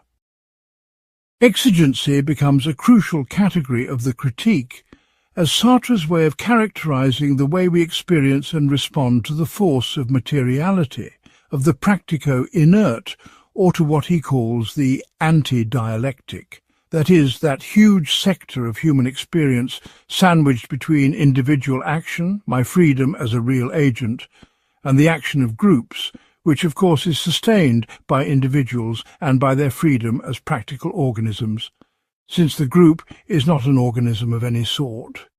The anti-dialectic is replete with monstrous forces.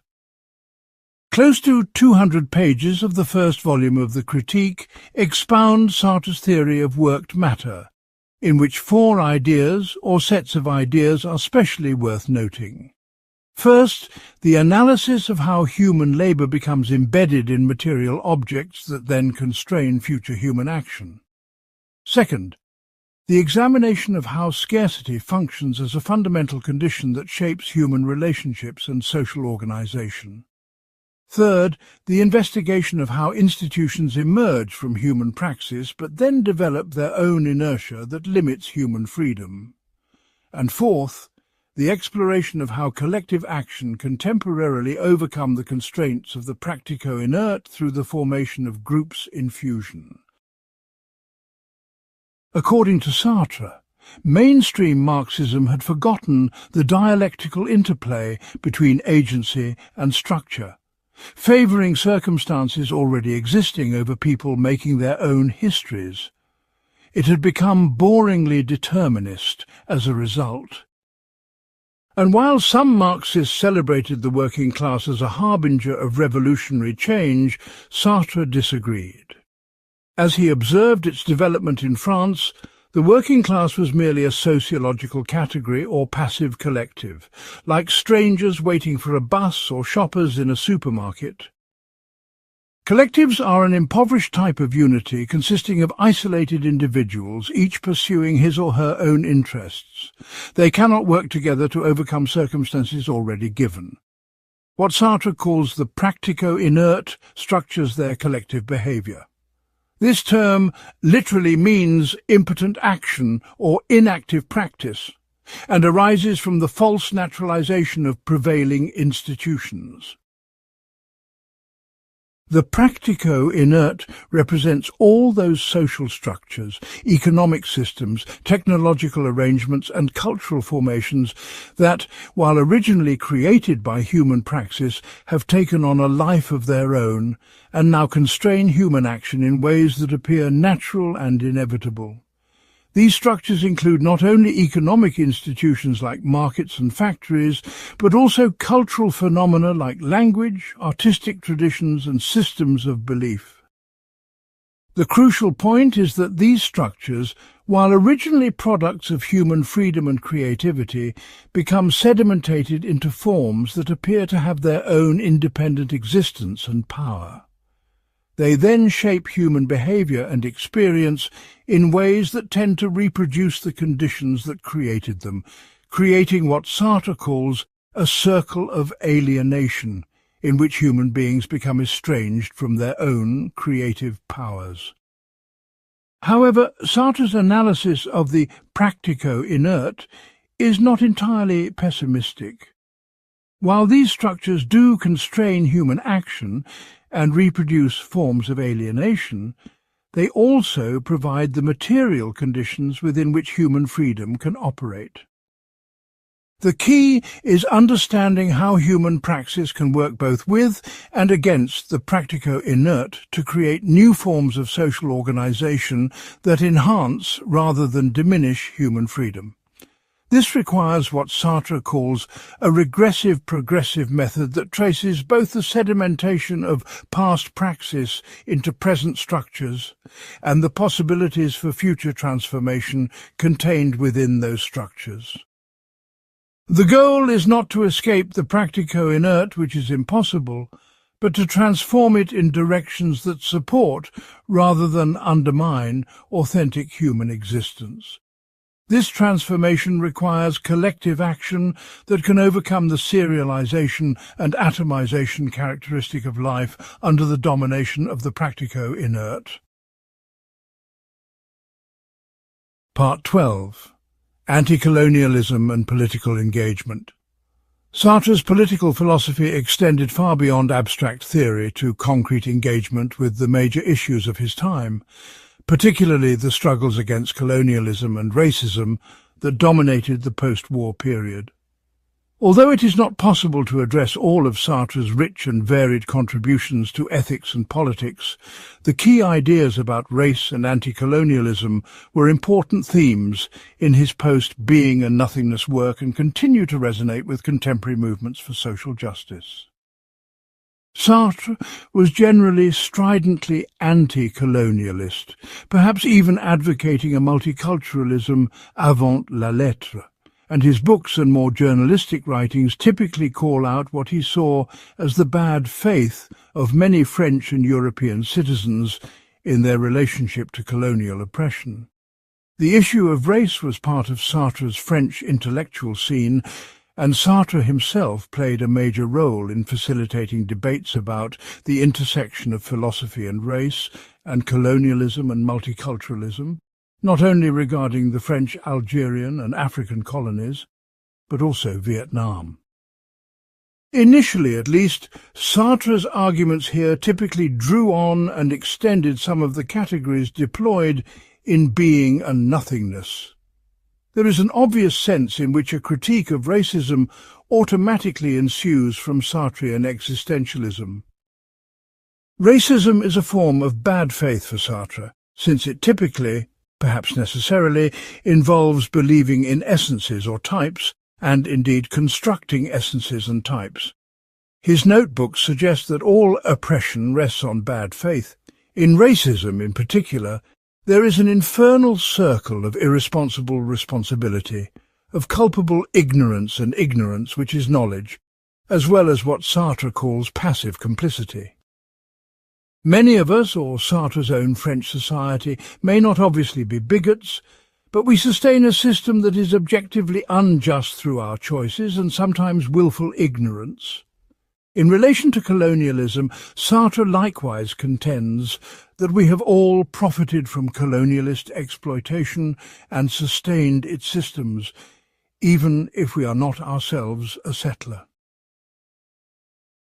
This is also the key argument of Anti-Semite and the Jew, composed very quickly in 1944 and without much detailed knowledge of Judaism, but with more direct knowledge of the sort of passive anti-Semitism of many French citizens.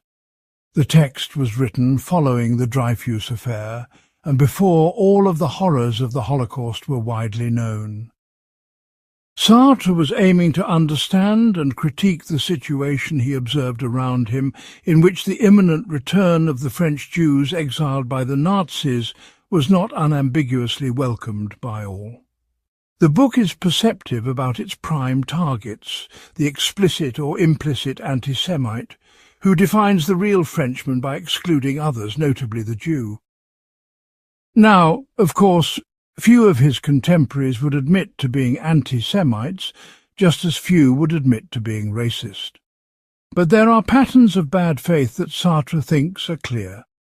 We participate in social systems that force the dilemma of authenticity or inauthenticity upon the Jew, asking them to choose between their concrete practical identities, religious and cultural, and more universal ascriptions, liberty and so forth, in a way that cannot be readily navigated within the terms of the debate. Sartre consistently ascribes responsibility to collectives here, even if those collectives are ultimately sustained by individual decisions and choices.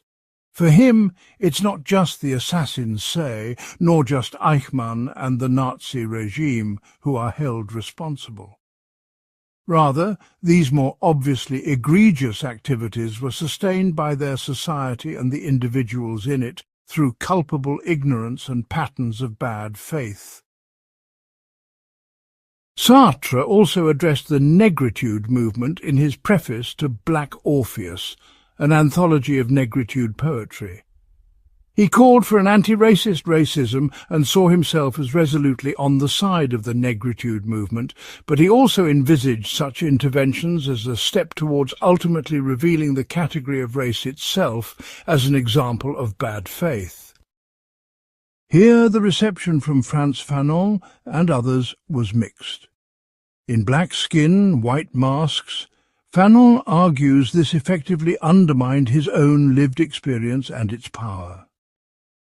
Sartre continued to address colonialism and racism in subsequent work, effecting a rapprochement of sorts with Fanon that culminated in his introduction to Fanon's The Wretched of the Earth, where also Sartre appears to endorse a counter-violence.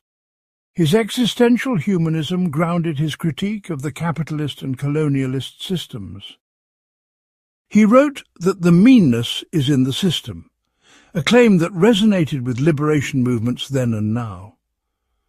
But his properly existentialist understanding of that phrase, respecting the ethical primacy of free organic praxis, requires that he qualify the remark with "not entirely," for whatever system he speaks of rides on the backs of responsible individuals, alone or more likely in social wholes, for whom moral responsibility can and should be ascribed. This may serve as his lesson to the ontology and the ethics of race relations in the 21st century. His appeal for violence to counter the inherent violence of the colonial system in Algeria reached hyperbolic proportions in his prefatory essay to Frantz Fanon's The Wretched of the Earth. Although we have not given much attention to Sartre's literary and artistic productions since his analysis of imagination and literature in his early work, he continued to produce artistic work of political significance throughout his career. Continuous with insights from his What is Literature, Sartre argues that in a society that remains unjust and dominated by oppression, the prose writer, if not the poet, must combat this violence by jolting the reader and audience from their complacency rather than simply be concerned with art for its own sake. His literary works, hence, are typically both philosophical and political.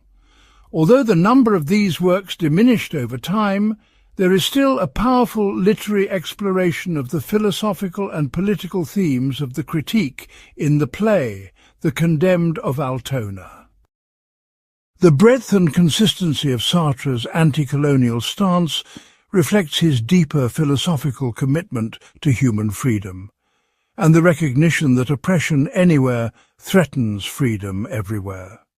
His analysis of colonialism as a system of bad faith that dehumanizes both oppressor and oppressed provides a philosophical framework for understanding how systems of domination operate through the internalization of oppressive ideologies. The colonized subject is forced to choose between rejecting their cultural identity in favor of the colonizer's values or maintaining their cultural identity at the cost of social and economic marginalization. This impossible choice exemplifies what Sartre sees as the fundamental violence of colonial systems. They structure situations in such a way that authentic choice becomes extremely difficult or impossible. However, Sartre's analysis also points toward possibilities of liberation through collective action and the formation of groups in fusion that can challenge colonial domination. His support for various liberation movements from Algeria to Vietnam to Cuba reflects his belief that oppressed peoples have not only the right, but the responsibility to resist their oppression through whatever means necessary, including violence when other means have been exhausted. This position was controversial even among his supporters, but Sartre argued that the violence of the oppressed is always a response to the prior and more fundamental violence of the oppressive system. Liberation movements represent attempts to break out of the serial isolation imposed by colonial domination and to create new forms of collective action based on shared recognition of common interests and values. These movements point toward the possibility of creating social conditions that support rather than undermine authentic human existence for all people, regardless of their racial, cultural, or national background. Part 13. Literature and Philosophy, the Unity of Sartre's Vision. Sartre was much more than just a traditional academic philosopher, and this begins to explain his extraordinary renown and lasting influence. He also wrote highly influential works of literature, inflected by philosophical concerns like Nausea, the Roads to Freedom trilogy, and plays like No Exit, Flies and Dirty Hands, to name just a few. He founded and co-edited Les Temps Modernes and mobilized various forms of political protest and action, becoming a celebrity and public intellectual par excellence, especially in the period after liberation through to the early 1960s. Responding to some calls to prosecute Sartre for civil disobedience, the then French President Charles de Gaulle replied that, "You don't arrest Voltaire," indicating the extraordinary cultural significance that Sartre had achieved through his integration of philosophical rigor with literary creativity and political engagement. For Sartre, literature was not separate from philosophy, but another means of exploring the human condition with equal rigor and potentially greater impact. This original conception of the nature of the work of art dominates Sartre's critical approach to literature in the many essays he dedicates to the art of the novel, including his critical analyses of recent writers' novels in the 30s, Faulkner, Dos Passos, Hemingway, Mariac and others, and the publication in the late 40s of his own summative view, What is Literature? In a series of articles gathered in the first volume of his Situations, Sartre defends a strong version of literary realism that can, somewhat paradoxically, be read as a consequence of his theory of the irreality of the work of art. If imagination projects the spectator within the imaginary world created by the artist, then the success of the artistic process is proportional to the capacity of the artwork to let the spectator experience it as a reality of its own, giving rise to a full-fledged world. Sartre applies in particular this analysis to novels, which must aim, according to him, at immersing the reader within the fictional world they depict, so as to make her experience the events and adventures of the characters as if she was living them in first person. The complete absorption of the reader within the imaginary world created by the novelist must ultimately recreate the particular feel of reality that defines Sartre's phenomenological kind of literary realism, which became highly influential over the following decades in French literature. The reader must be able to experience the actions of the characters of the novel as if they did not result from the imagination of the novelist, but proceeded from the character's own freedom. And Sartre goes as far as to claim that this radical, spellbinding quality of literary fiction defines the touchstone of the art of the novel. This original version of literary realism is intrinsically tied to the question of freedom, and opposed to the idea according to which realist literature is expected to provide a mere description of reality as it is.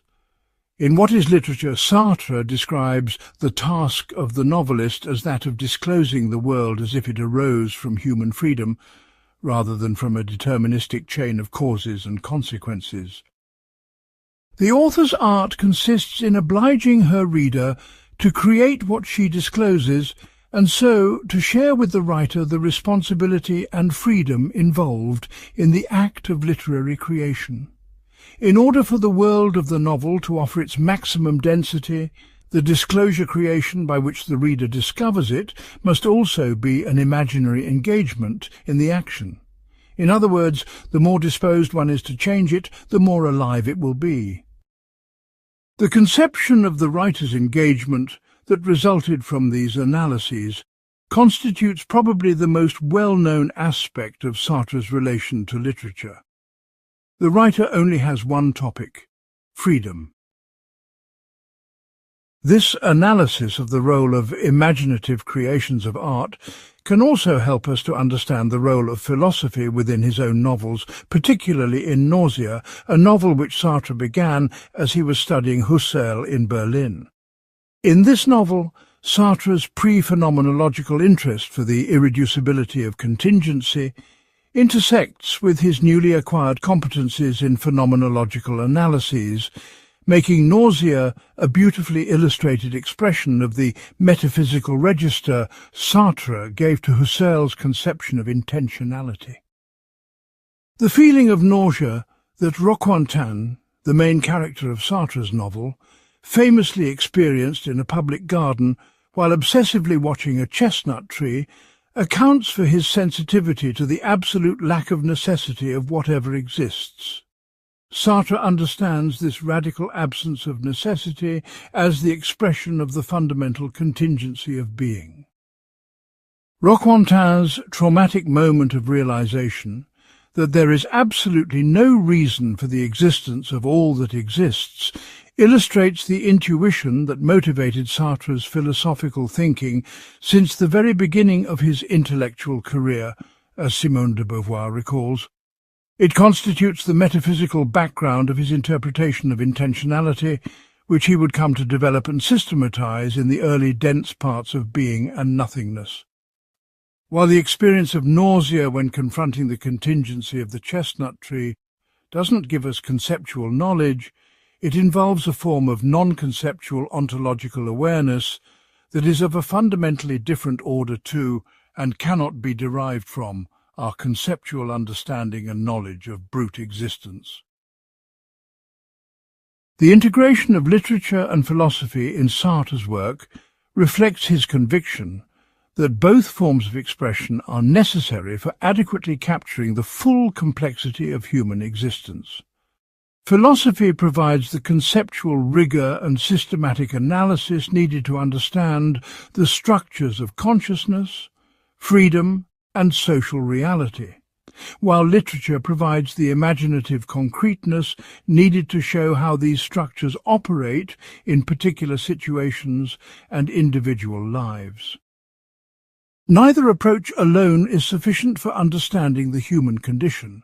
Both are needed to provide a complete account that does justice to both the universal structures of human existence and the irreducible particularity of individual experience. This integration of philosophical analysis with literary creation would prove influential for subsequent generations of writers and philosophers, particularly in France, but also internationally. The plays that Sartre wrote throughout his career provide particularly powerful examples of how philosophical insights can be given dramatic form without sacrificing either philosophical rigor or artistic effectiveness. No Exit, with its famous declaration that hell is other people, dramatizes the analysis of intersubjectivity developed in being and nothingness, while creating a theatrical experience that makes these philosophical insights immediately accessible to audiences. The Flies reworks the Orestes myth to explore themes of freedom, responsibility, and political resistance that were central to Sartre's engagement with the French resistance during World War II. Dirty Hands examines the ethical dilemmas faced by political activists, who must choose between moral purity and political effectiveness, themes that would become central to Sartre's later political philosophy. These plays demonstrate how philosophical ideas can be given concrete dramatic form without losing their intellectual content or their relevance to pressing political and ethical questions. The biographical works that Sartre produced throughout his career, from his studies of Baudelaire and Jean Genet to his massive analysis of Flaubert in The Family Idiot, represent another form of integration between philosophical analysis and literary creation. These works applied the method of existential psychoanalysis to understand how particular individuals have chosen themselves in response to their historical situations, revealing both the universal structures of human existence and the irreducible particularity of individual lives. They demonstrate how philosophical concepts can be used to illuminate individual cases, while these individual cases provide concrete examples that test and refine philosophical understanding. The progressive-regressive method that Sartre develops in these biographical studies would prove influential for subsequent work in biography, psychology, and social history, showing how individual lives can be understood in their full complexity without reducing them to either abstract philosophical categories or mere empirical data. Part 14. Contemporary Relevance and Lasting Impact. As Sartrean existentialism frees itself from the limitations of its post-war adolescence and shows its mature psychological, ontological and ethical face to the new century, it enters with adult standing into the ongoing conversation that we call Western philosophy. Its relevance remains as actual today as does the human condition that it describes and analyses, providing resources for thinking about contemporary challenges that earlier philosophical traditions have struggled to address adequately. The combination of rigorous philosophical analysis with concrete engagement with historical and political realities makes Sartre's work particularly relevant to an era that increasingly demands that philosophy demonstrate its practical relevance to pressing social and political issues. Emphasis on an ethics of responsibility, in contrast to one of rules, principles or values in recent years, has led to a widespread interest in the work of Levinas as a necessary complement to so-called postmodern ethics. But Sartrean authenticity is equally relevant in this regard, as Charles Taylor and others have pointed out, and its location within a mundane ontology may resonate better with philosophers of a more secular bent.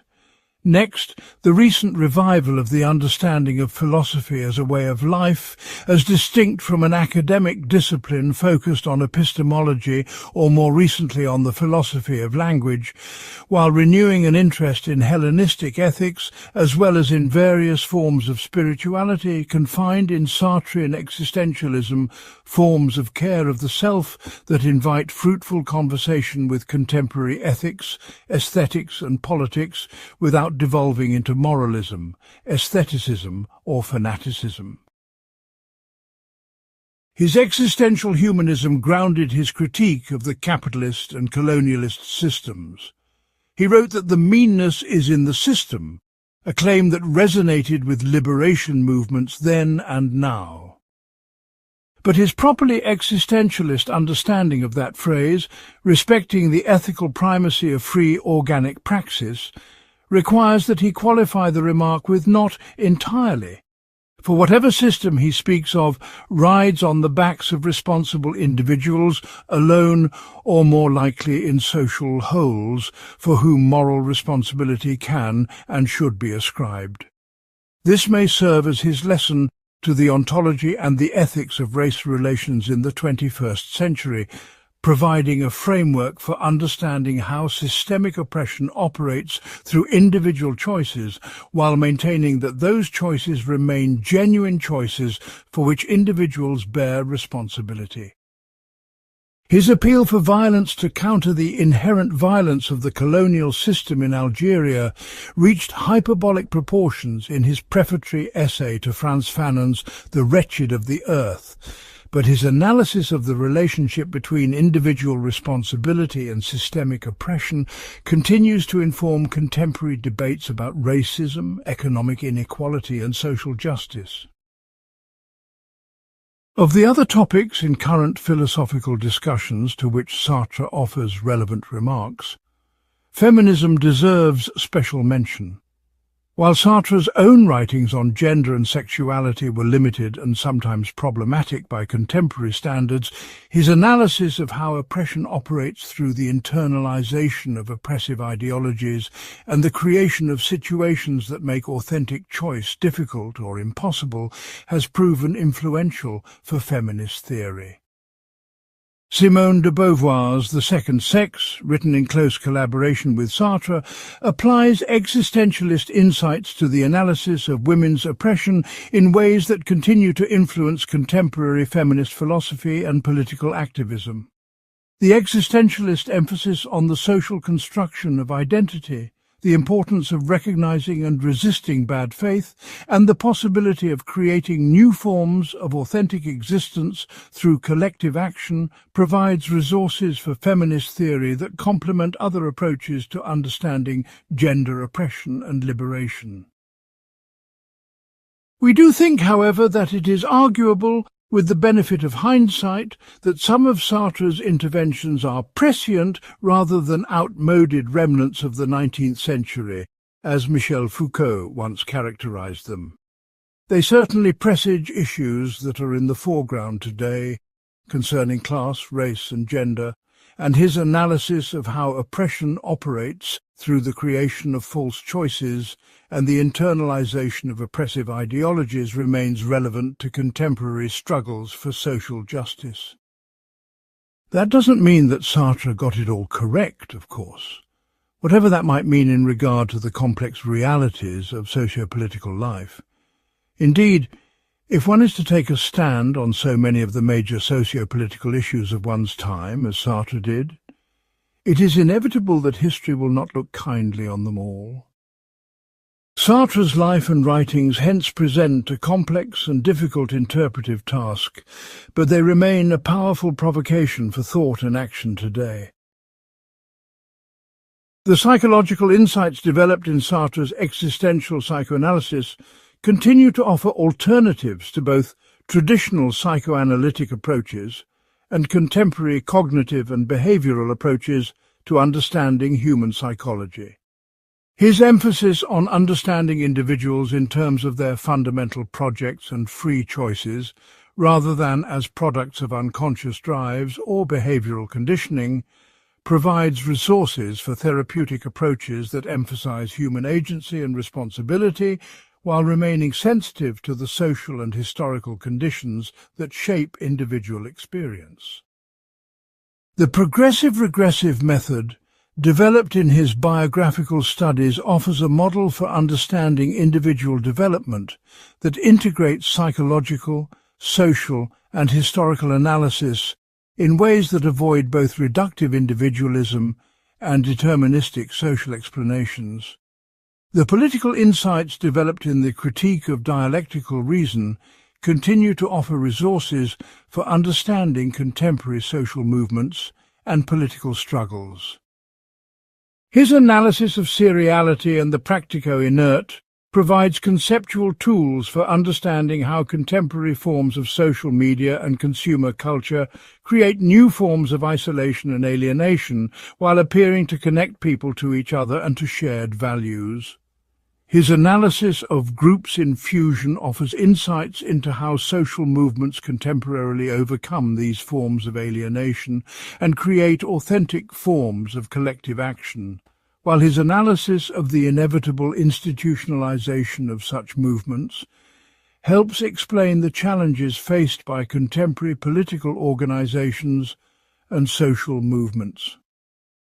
The tension between individual freedom and collective action that runs throughout Sartre's political philosophy continues to be relevant to contemporary debates about the relationship between personal responsibility and social justice, individual rights and collective goods, authenticity and political effectiveness. The integration of philosophical rigor with literary creativity and political engagement that characterizes Sartre's work provides a model for contemporary intellectuals who seek to make philosophy relevant to broader public discussions of social and political issues. His demonstration that philosophical ideas can be given concrete expression in literature, political activism and biographical analysis without losing their intellectual content or critical edge offers resources for philosophers who want to engage with public issues without sacrificing philosophical rigor.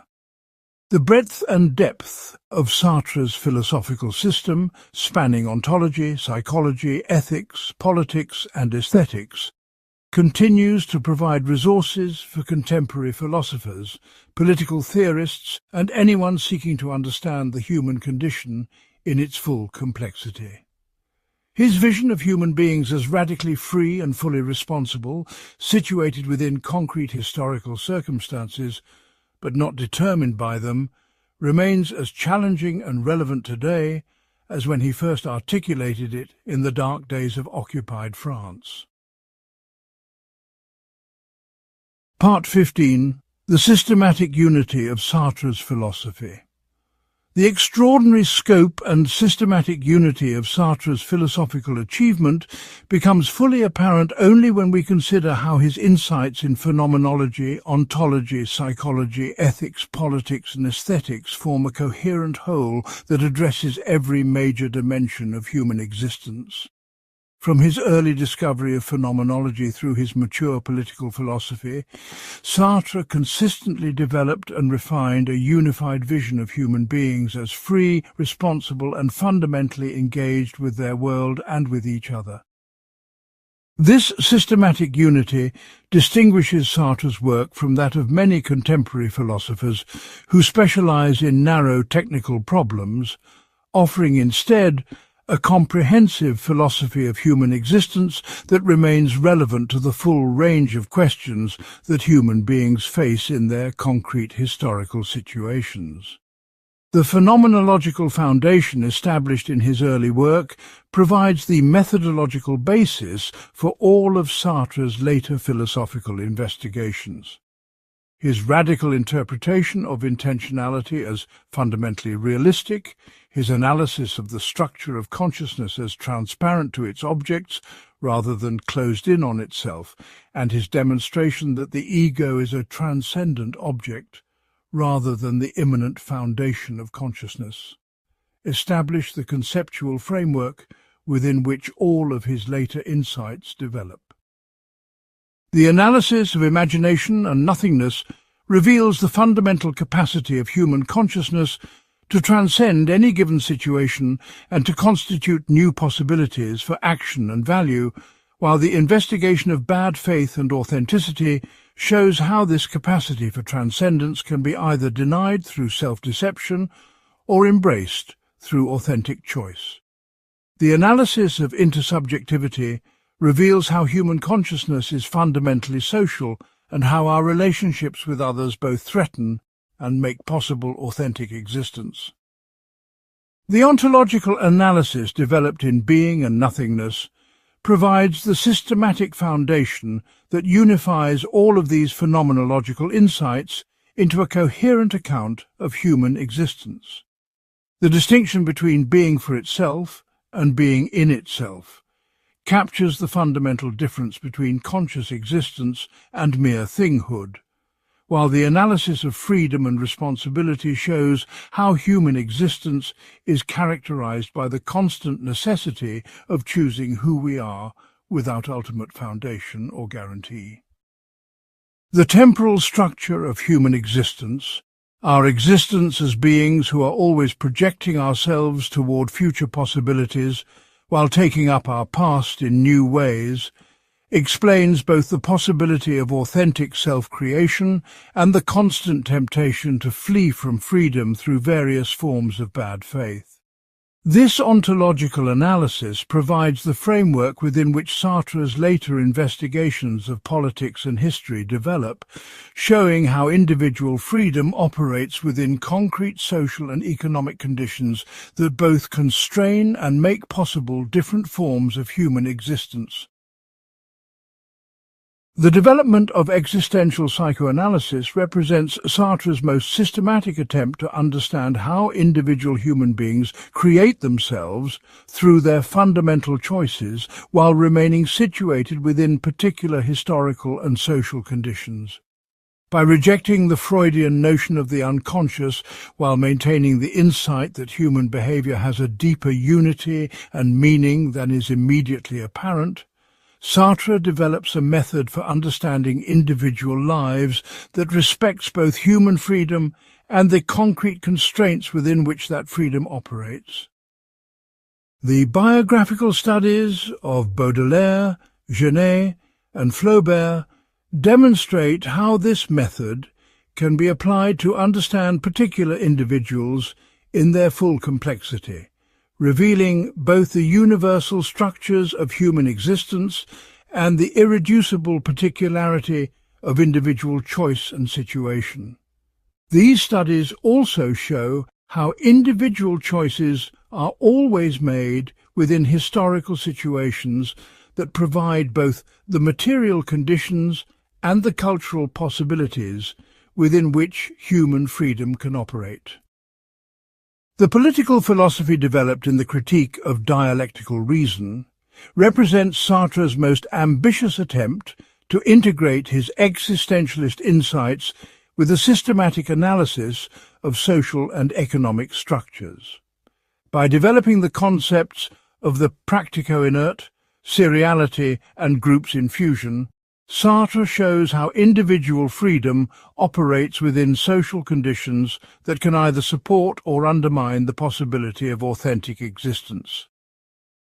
The analysis of how human labour becomes sedimented into material structures that then constrain future human action provides a framework for understanding how social oppression operates while maintaining that this oppression can be resisted through collective action that temporarily overcomes the atomization and alienation characteristic of life under the domination of the practico-inert. The tension between individual freedom and collective action that runs throughout this analysis reflects Sartre's consistent commitment to understanding human existence as simultaneously individual and social, free and situated, responsible and conditioned by circumstances beyond individual control. The integration of literature and philosophy throughout Sartre's career demonstrates his conviction that both forms of expression are necessary for adequately understanding and communicating the full complexity of human existence. The philosophical analyses provide the conceptual rigor needed to understand the universal structures of human existence, while the literary works provide the imaginative concreteness needed to show how these structures operate in particular situations and individual lives. The biographical studies integrate both approaches by using philosophical concepts to understand individual cases, while using individual cases to test and refine philosophical understanding. This integration reflects Sartre's broader conviction that philosophy must remain engaged with concrete historical and political realities rather than retreating into purely academic speculation, and that intellectual work must demonstrate its practical relevance to the pressing questions that human beings face in their lived experience. The systematic unity of Sartre's philosophy also appears in his consistent commitment to human freedom and responsibility across all domains of his work. Whether analyzing individual consciousness, interpersonal relationships, social and political structures, or artistic creation, Sartre consistently maintains that human beings are fundamentally free to choose their response to their situation, even when that situation involves severe constraints and limitations. This commitment to freedom is balanced by an equally strong commitment to responsibility, both individual and collective, for the choices we make and their consequences for ourselves and others. The combination of radical freedom and radical responsibility provides the ethical foundation for all of Sartre's work, from his early analyses of bad faith and authenticity through his later political engagement with movements for social liberation. In a world still struggling with questions of authenticity, responsibility, oppression and liberation, Sartre's philosophy continues to offer profound insights into what it means to be human. His demonstration that human existence is characterized by fundamental freedom and responsibility. His analysis of how this freedom operates within concrete historical and social conditions, and his investigation of how individual and collective action can create more authentic possibilities for human existence, provide resources for contemporary philosophical, political and personal reflection that remain as relevant today as when they were first developed. The breadth and depth of his systematic vision, combined with his consistent commitment to the practical relevance of philosophical reflection, makes Sartre's work an indispensable resource for anyone seeking to understand the human condition in its full complexity, and to act responsibly within that understanding. As we continue to face challenges of individual authenticity and collective justice, environmental destruction and social transformation, technological change and cultural conflict, Sartre's philosophy provides conceptual tools and ethical insights that remain essential for thoughtful engagement with the fundamental questions of human existence.